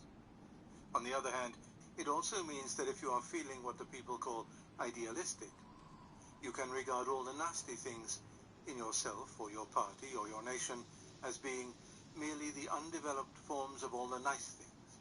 Vice is only undeveloped virtue, egotism only undeveloped altruism.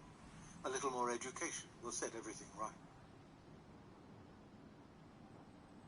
The myth also soothes the old wounds of our childhood.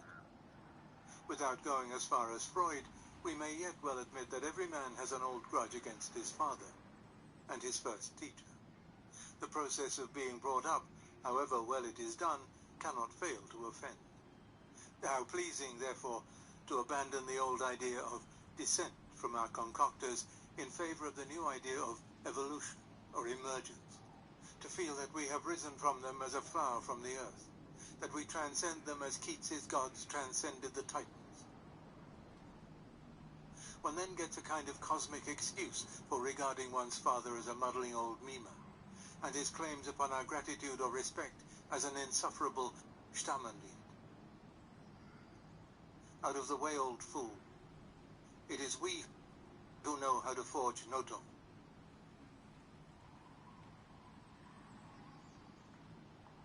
The myth also pleases those who want to sell things to us.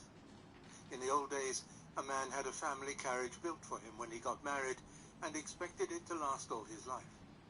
Such a frame of mind would hardly suit modern manufacturers, but popular evolutionism suits them exactly.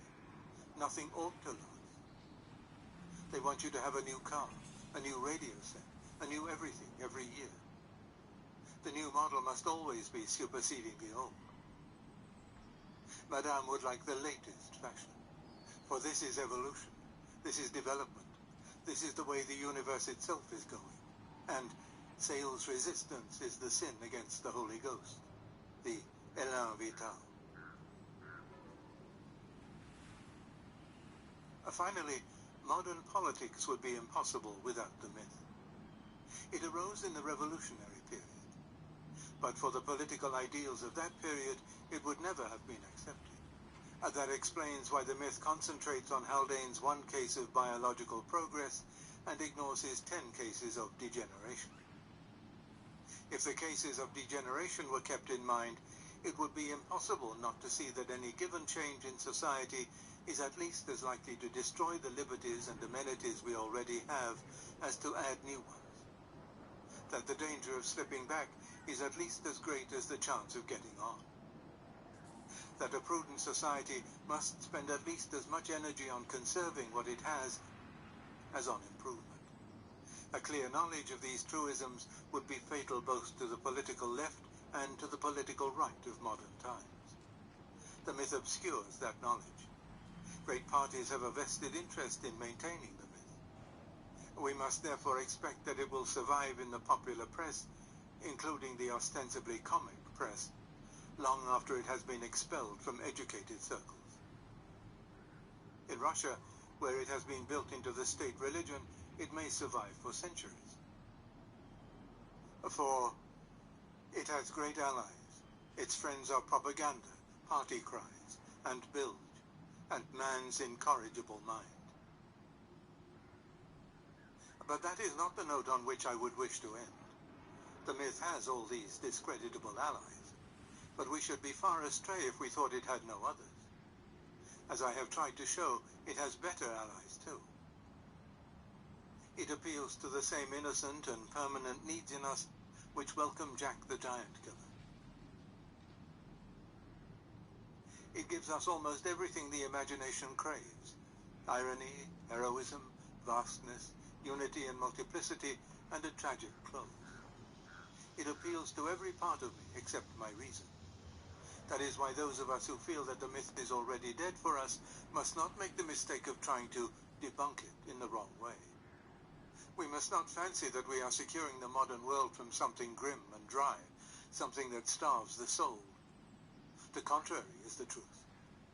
It is our painful duty to wake the world from an enchantment.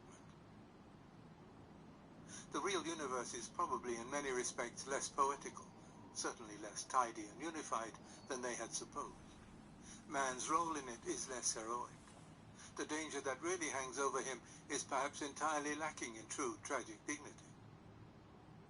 It is only in the last resort, and after all lesser poetries have been renounced, and imagination sternly subjected to intellect, that we shall be able to offer them any compensation for what we intend to take away from them. That is why, in the meantime, we must treat the myth with respect. It was all, on a certain level, nonsense, but a man would be a dull dog if he could not feel the thrill and charm of it. For my own part, though I believe it no longer, I shall always enjoy it, as I enjoy other myths. I shall keep my caveman where I keep Balder, and Helen, and the Argonauts, and there often revisit him.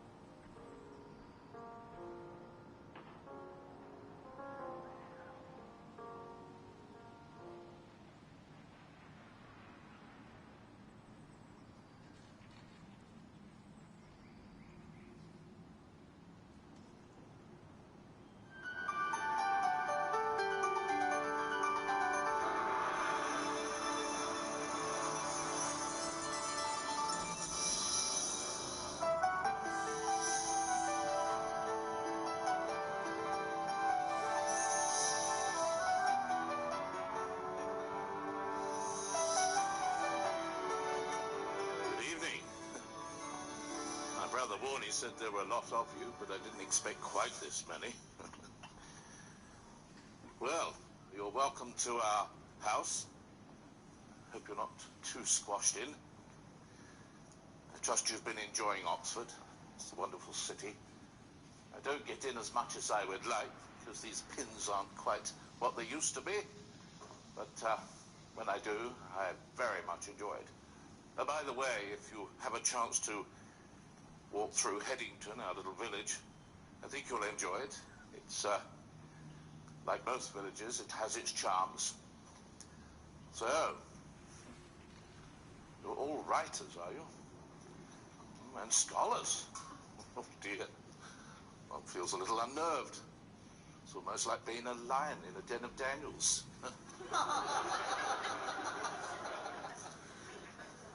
And you're all from America. I must say, without my American readers, my success as an author would be somewhat diminished. What do they say? A prophet is not without honor, save in his own country. I think that applies to authors as well, especially in this city.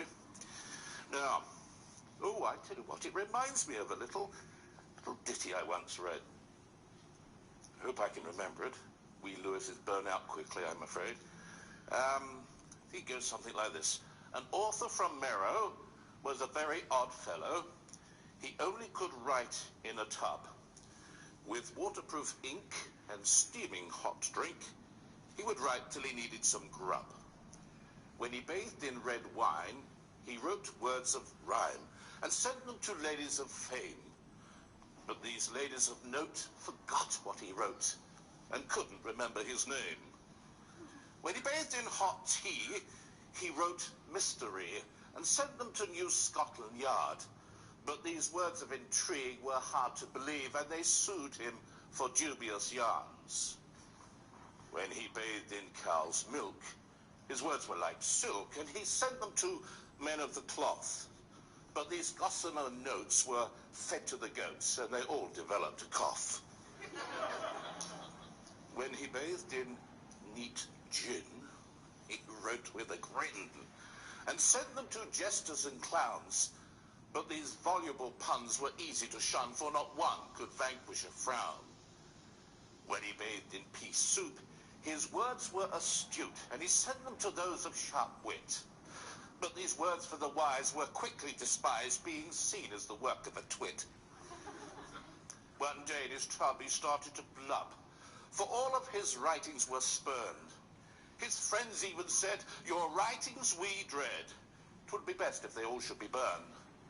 So this author in vain then boarded a plane and flew to a land far away. But in this new land, his writing seemed grand. 3 cheers for the US of A.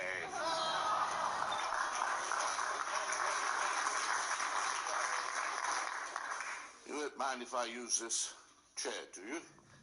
It's a little farther back. I'm going to bring it up. Wall is always moving the chairs, you know. That's better. Because I want to be able to see you. My health is not what it was, but I do feel a little invigorated today, so I'm very glad of your company. A little while ago, I had a heart attack, and I was very convinced at the time that I was about to enter in, as they say. But as you can see, my entrance was postponed. I can't help feeling that it was rather a pity I did survive. I mean, having glided so painlessly up to the gate, to have it shut in one's face seems a little hard. Especially knowing that someday the whole process must be gone through again, and perhaps a little less pleasantly. Though they call Stephen the first martyr, I sometimes think that Lazarus had the raw ordeal. Now, you won't mind if I indulge in a cup of tea, will you? I find that tea keeps me going. I feel a little bad because I'd hoped Warney would be here to make you a cup of tea before we got started. Unfortunately, he had to pop out quite suddenly. I say suddenly. His departure seemed to coincide with the arrival of your bus. But hopefully, if he gets back, we'll rustle you up a cup of tea. And we'll send you on your way rejoicing, won't we? You Americans drink iced tea, don't you? How strange. Still, I suppose that dates back to your first big tea party.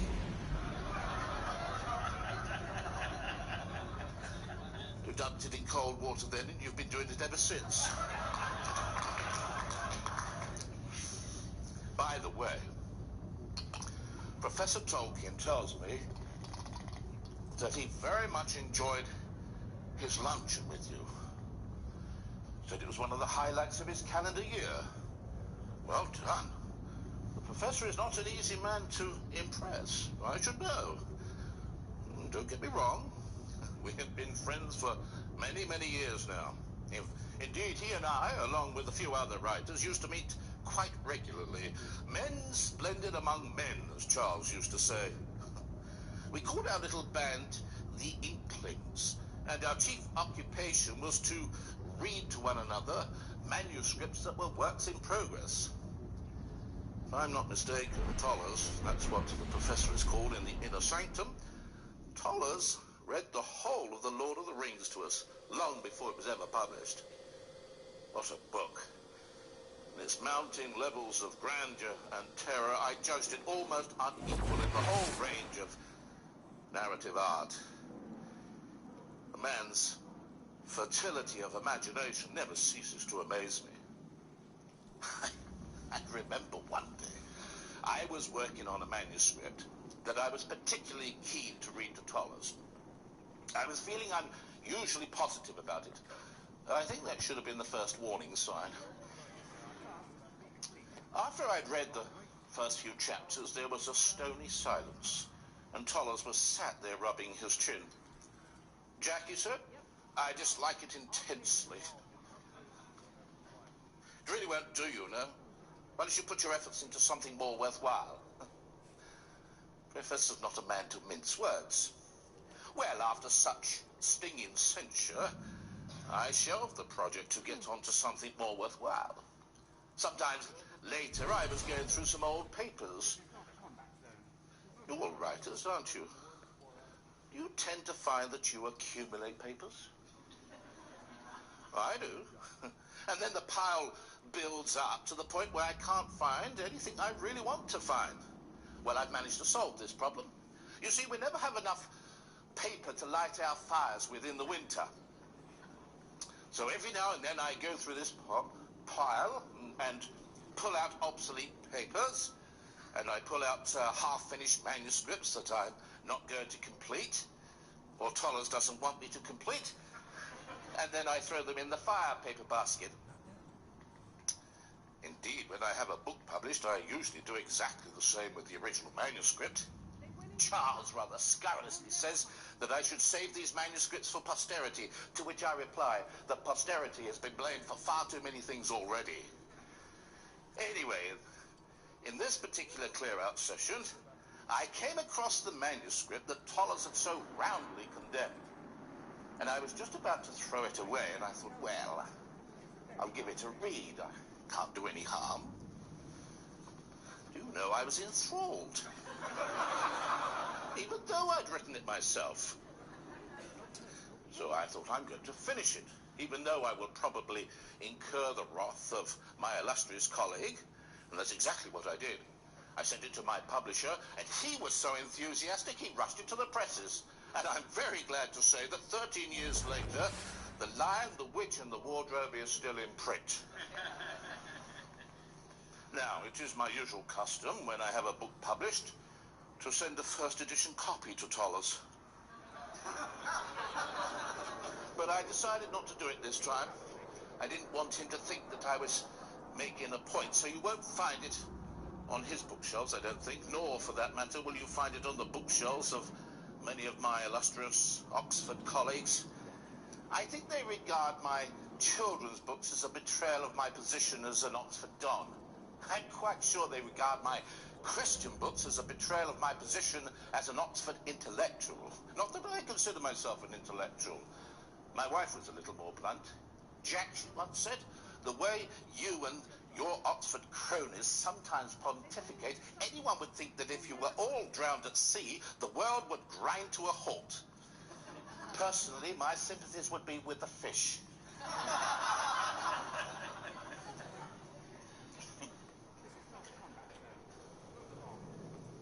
I think when I accepted a professorship at Cambridge, there was a quiet jubilation amongst many of Oxford's elite. They thought I would be packing my bags and leaving town. But as I could easily commute to Cambridge, I had absolutely no intention of leaving the city I'd lived in or near for the last 30 years. So we didn't move. And here we are, still at the kilns. I often wonder what will happen to it when Lorne and I are gone. Judging by the number of tourists in this town, probably it will be bought by some Americans, I should think. Well, it'll serve them right. When they move the bookcases, the walls will fall down. By the way, I say we didn't move and we lived here. I'm, of course, referring to my brother and I. My wife died 3 years ago. It's funny, really. When we were very young, Warnie and I used to spend a lot of time on our own. Now that the twilight years have rolled in, we find ourselves on our own again.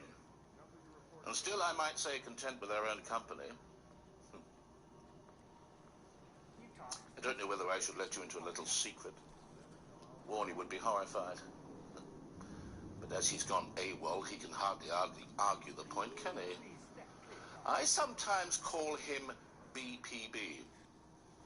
He sometimes calls me SPB. SPB stands for Small Piggy Bottom. So I think you can deduce what BPB stands for. That's what our nurse, Lizzie Endicott, called us when we were young. Precisely what inspired her to so name, as I'm sure I can leave to your own fertile imaginations. Suffice it to say, the tradition remains till this day. Oh, not in public, you understand. Would hardly add to our reputation, as if when I was with the bank manager, I asked him whether Big Piggy Bottom needed to sign the documents as well. I'm sure some people would say it's childish. I think we see it as a celebration of a relationship. No doubt the practice will continue till the day we die. I've told Warnie that if he goes first, I know what I'm going to inscribe on his gravestone. Here lies Warnie, brother dear, who couldn't say no to a glass of beer. Here lies Warnie, soldier brave, who beat his brother to this grave. Here lies Warnie, he'll ne'er be forgotten, not with a name like Big Piggy Bottom.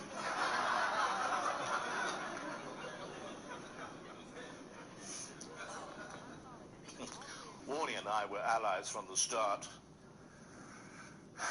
And when we moved to our new house, our large house, just outside of Belfast, we were in our element. Seemed more like a city than a house.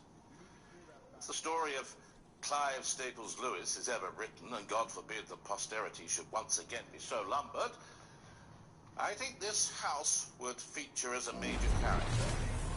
I'm a product of long corridors, empty sunlit rooms, indoor upstairs silences, attics to be explored in solitude, and endless books.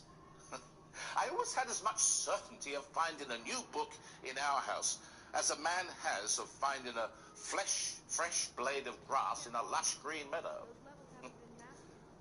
One day I was thumbing through a book of poetry by Longfellow, and I came across these words. I heard a voice that cried, "Balder the Beautiful is dead, dead." I had never even heard of Balder, yet these words brought on an extraordinary mystical feeling. A notion of great cold expanses of northern sky. I couldn't say exactly what I felt, only that it was a sense of exhilarating joy, and the more I tried to recapture the initial sensation, the more it slipped away. think as a child I was very precocious. I once remember walking into my parents, I think I was only 4 years old at the time, and saying that I did not like Clive, much less did I like Staples, and that I would only answer to the name of Jaxie. And from that time on, I was known as Jaxie Lewis, which was later modified to Jack. When I was 6 years old, Mother took Warnie and I to France for a short holiday. Father didn't come. Father was a man married to daily routine, so holidays were anathema to him. Anyway, when we got back, I happened to bump into Father in the living room. "Oh, hello, Jack," he said. "How do you like France?" I said, "Well, I like it very much, Father, though I find I have a prejudice against the French." "Oh, really?" he said. "Why is that?" I said, "Father, if I knew that, it wouldn't be a prejudice, would it?" It's one of the first times I ever saw him speechless. Mother just burst into laughter. She had a laugh that could inspire 1,000 laughs. Mother was our rock, our fortress, almost the sole architect of our humdrum happiness. So when she died with cancer, it was the end of my world. The long corridors became long, empty corridors. The empty, sunlit rooms became rooms blackened by the heavy drapes that were drawn across the windows. The upstairs indoor silences gave way to the cheerless sounds of weeping and lifeless dialogue. And the attics to be explored in solitude became attics to cry in solitude. Our rock had sunk into the sea like Atlantis. Our fortress had crumbled. The laughter had been silenced. And I was 10 years old. Not long after Mother died, I was forced to leave my beloved house. Oh, not because Father was selling it, but because I was being sent to boarding school in England. Can you imagine the desolation of a 10-year-old boy who has been stripped of much of what he holds dear and then finds himself traveling to a foreign and foreboding land? Fortunately, Warnie was with me. I remember that it was a very rough sea crossing. Warnie was seasick. Absurdly, I rather envied this achievement and spent the rest of the journey trying to replicate it myself. And when I did manage it, it was a very poor affair. Apparently, I'm a very good sailor. Our destination was a little town 20 miles north of London, of which the principal establishment was Winard Boarding School, the school to which we were being sent. Now, use your imaginations. It is September 1908, and there is a young boy standing at the classroom door. He is sweating and itching thanks to the thick, dark, woolly clothes he is wearing. He is being throttled by a highly starched white collar. His feet are already aching in unaccustomed boots, and he is wearing knickerbockers buttoned up to the knee. Worst of all is a bowler hat, apparently made of iron, which grips his head. That was me. And I remember thinking then that if prison uniforms were anything like this, then I would remain a model citizen for the rest of my life. Winard was a small school, 20 or so boarders. Thus, the teaching staff consisted of the proprietor and the headmaster. We called him Oldie, and his brow-beaten son, Wee Wee. Now, quite how he came to be named Wee Wee, one can only surmise. The in-joke amongst the boarders was that when he was being dressed for his christening, his infant baptism, someone forgot to put his nappy on. I think you'd call it a diaper. And then when he was being held over the font and felt water on his head, it started the waterworks at the other end, and the vicar said the first thing that came into his mind. Oldie lived in a solitude of power, like the sea captains in the days of sail. and he revelled in cruelty. I have known Oldie many times come into a room, stand there, and his eyes would go to and fro, ravenously looking for some poor soul to settle on. And then when he found somebody, he'd say, "Oh, there you are, Rez, you horrid little boy. If I don't feel too tired this afternoon, I shall give you a good drubbing." Despite all this cruelty, we did surprisingly little work. I think there was only one good thing that befell me at Winnard. It was there that I first began to seriously read my Bible and to pray. Intellectually, however, my time at Alders was almost entirely wasted.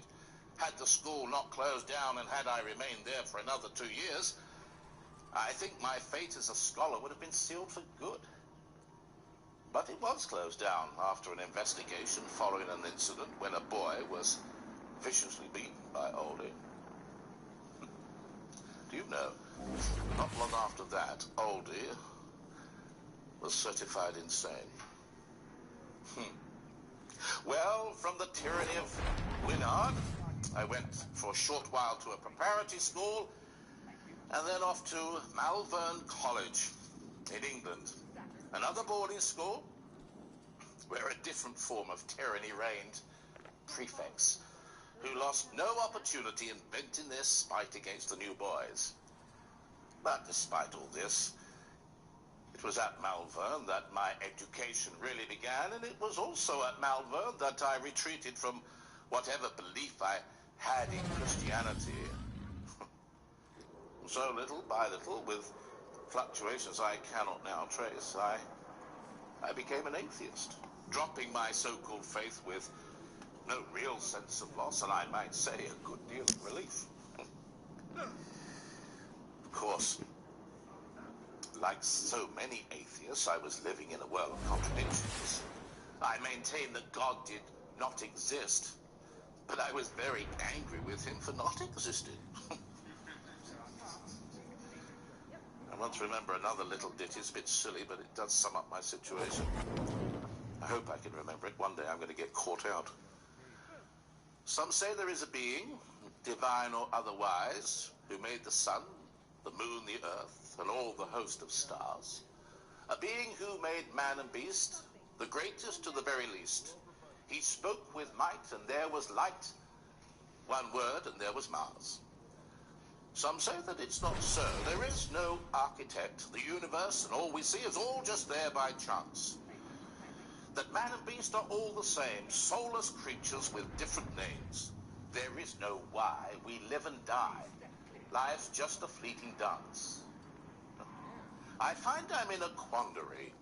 The more I look, the less I see. I say, oh well, it's hard to tell. Thank God that I'm an atheist.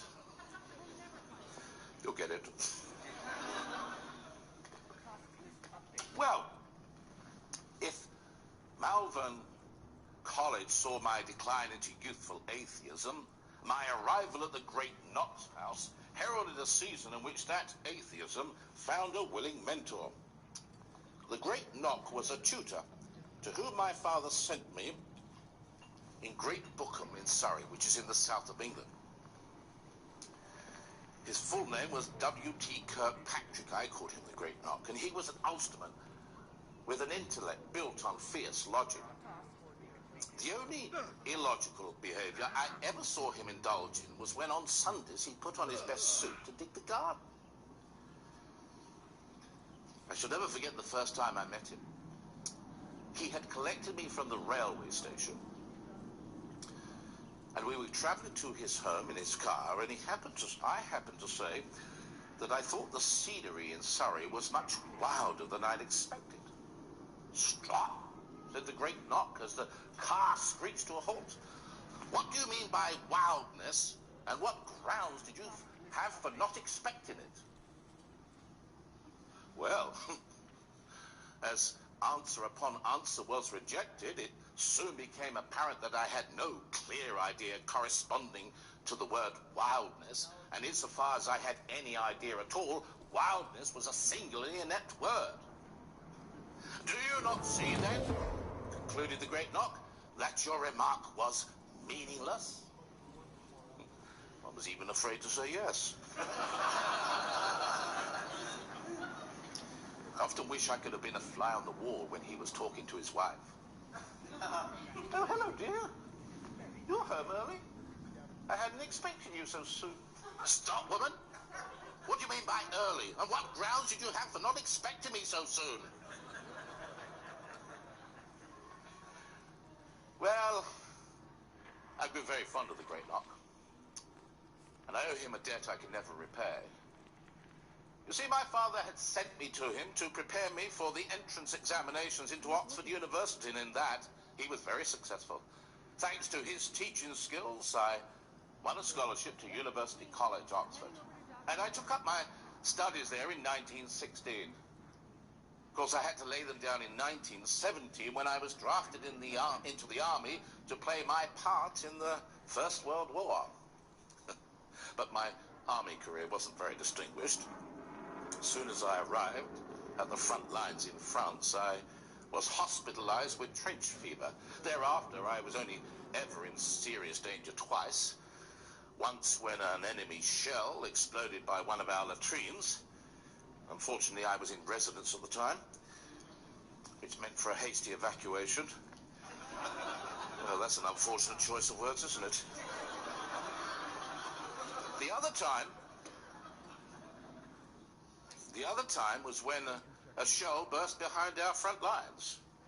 It was an English shell, what they call friendly fire. Well, there's a contradiction in terms. You're right, Bill. No, that blasted German shell just blew my leg off. It wasn't a German shell, Bill, it was an English one. Oh, well, that's all right then, isn't it?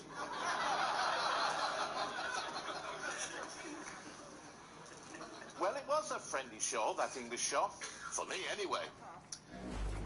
Though I received superficial flesh wounds, they were enough to have me sent back to England, and by the time I had recovered, the war was over. I still have a relic up here. A little bit of shrapnel that's still there. The doctors thought it was too close to the heart to mess around with, and they said it wouldn't do any harm. So, if any of you have got any magnets, don't get them out, as you might find I'm rather drawn to you. Well, I took up my studies again at University College, and by that time, of course, I had a love of philosophy and English language, and all my studies were weighted in that direction. And I passed the various examinations with sufficient distinction to allow me to bide my time in Oxford to await, hopefully, a suitable appointment. And in May the 22nd, I think it was, 1925, I leapt out of bed and rushed to the front door to collect the Times newspaper in which was published the announcement I had been waiting for so long.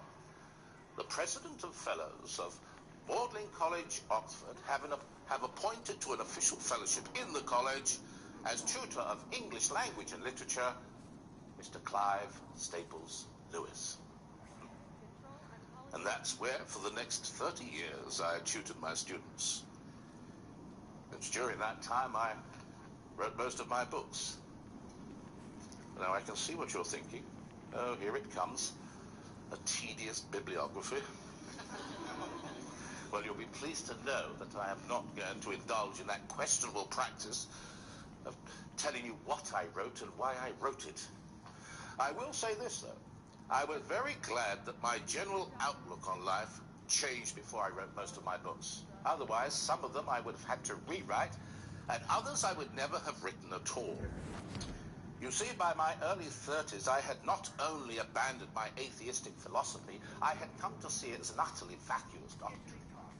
Mind you, I wasn't yet ready to accept Christianity, much less the concept of a perfect being sacrificing himself for a mass of imperfect beings.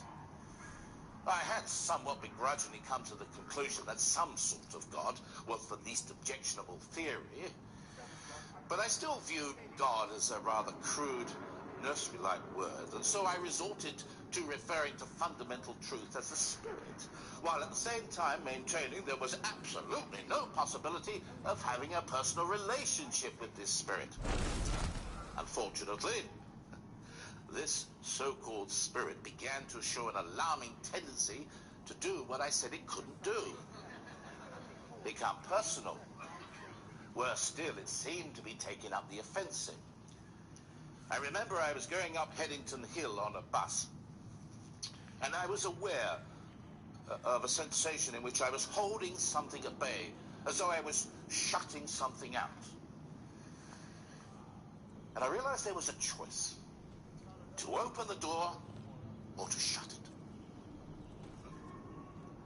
A little while later, only moments later, I realized I had made that choice. I had opened the door. And I finally had admitted that God was God. That night I knelt down and prayed for the first time in a long time, probably the most reluctant and maybe even dejected supplicator in all of England. But though I had admitted that God was God, I hadn't yet admitted that Christ was Christ. However, I did say that the Spirit was on the offensive. One night, I invited Tollers and a man named Hugo Dyson to dine with me at Magdalen. Dyson is a philosopher. He's a devoutly religious man, and he has a love of the truth. He's also a man that gives you the impression of being made of quicksilver. Now, I mean this in the positive sense. He pours himself into a room in a cataract of words and gestures, and you are caught up in the stream. After the first plunge is exhilarating. Well, after we had dined, we took a walk through the Magdalen grounds, and I happened to remark to Tollers that I still viewed the story of Christ as just another myth. That set Tollers off. Jack, he said, in a way I agree with you. As you know, I believe that all mythology contains some fragments of eternal truth. But the story of Christ is fundamentally different. You see, the poet who invented this myth was God himself. And the whole myth is absolute truth, and the myth actually happened at a precise point in human history. Well, I said, Tollers, that's a little hard to accept. Jack, he said, you amaze me. He said, when you meet sacrifice in a pagan story, you don't mind it at all. In fact, you rather like it. You only dislike it when you meet it in the Gospels. He was right, of course. And I did love the story of Boulder. And he said, why can't you transfer your appreciation of that story to the story of Christ, the life and death of Christ? Well, by the time Tollers had finished, it was 3 a.m. in the morning. So he left. And then the second phase of the offensive kicked in. Hugo Dyson, who spent the next hour telling me how he'd become a Christian and how important his relationship with Jesus Christ was. Tollers left me at 4 a.m. and my mind was in a whirl. So many thoughts rushing through. And then I realized it had come to a point where it was a matter of belief, not logical proof. I also realized that for far too long I had let my rational side dominate my emotions. Not long after that, I went from believing in God to definitely believing in Christ. I came to see that God became man for no other purpose than to secure man's salvation.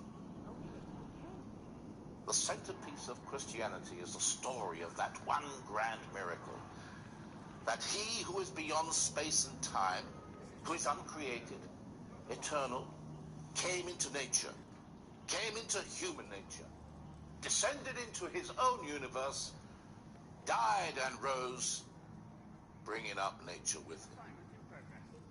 And now that I had come to this point, I was determined to accept the traditional doctrines of Christianity. I did not want to argue about them. I did not want to reinterpret them. I simply wanted to defend them. And that's why I wrote most of my books. To the extent that some people have dubbed me rather dubiously, I think, as a Christian apologist. I must say the term sits very uneasily on my shoulders. Indeed, there are many times when I feel Very much unlike a Christian apologist. Not like a Christian apologist at all. Probably more like an apology for a Christian. Anyway, I always find that apologetic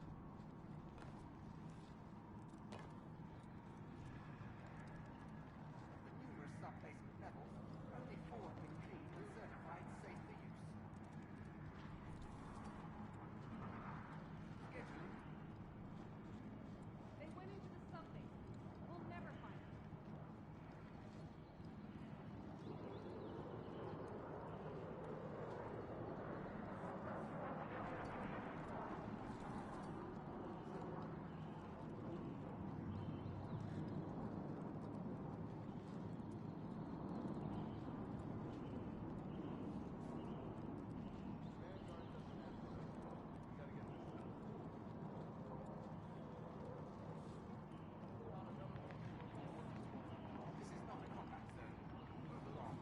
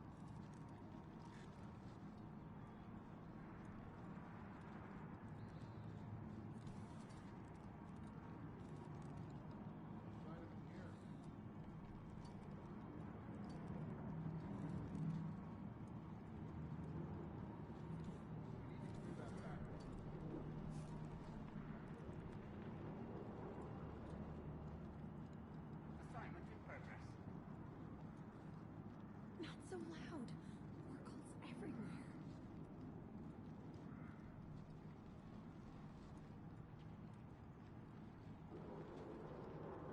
Please step clear, Guardian.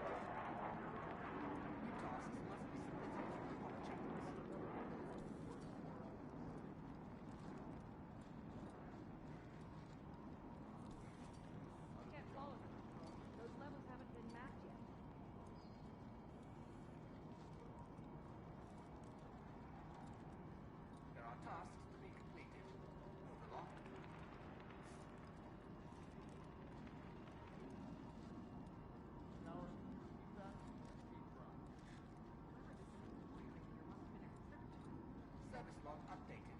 Daily tasks underway. Control, I'm calling in a 232.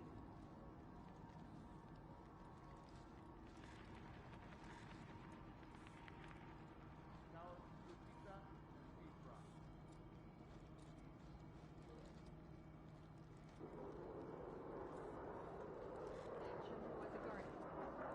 Already rezzed and on his way. My programming tells me it's a very nice day. Oh no.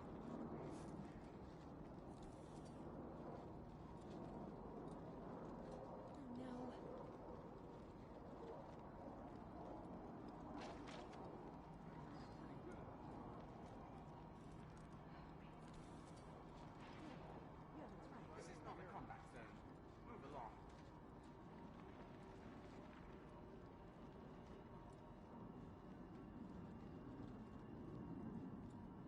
Please step clear, Guardian. Control, someone's lost a kid. Sending you details. Another one's smuggling worm spore out to the city.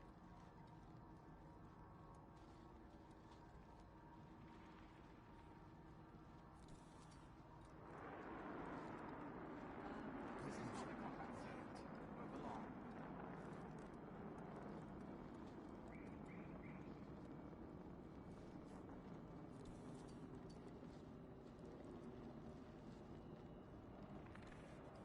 I'll get a key card.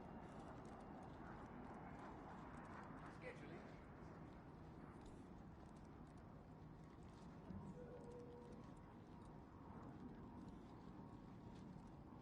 I don't know who's in charge. Task list updated. Yes, I.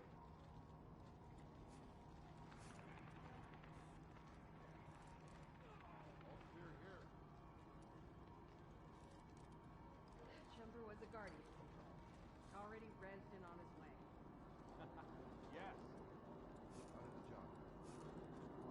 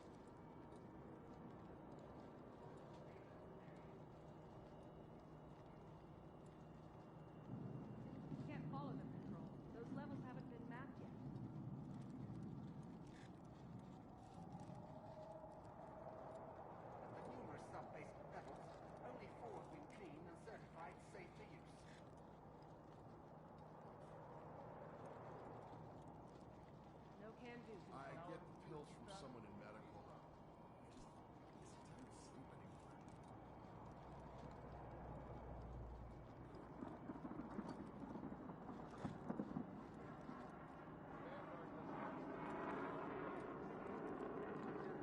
Jumper was a guardian.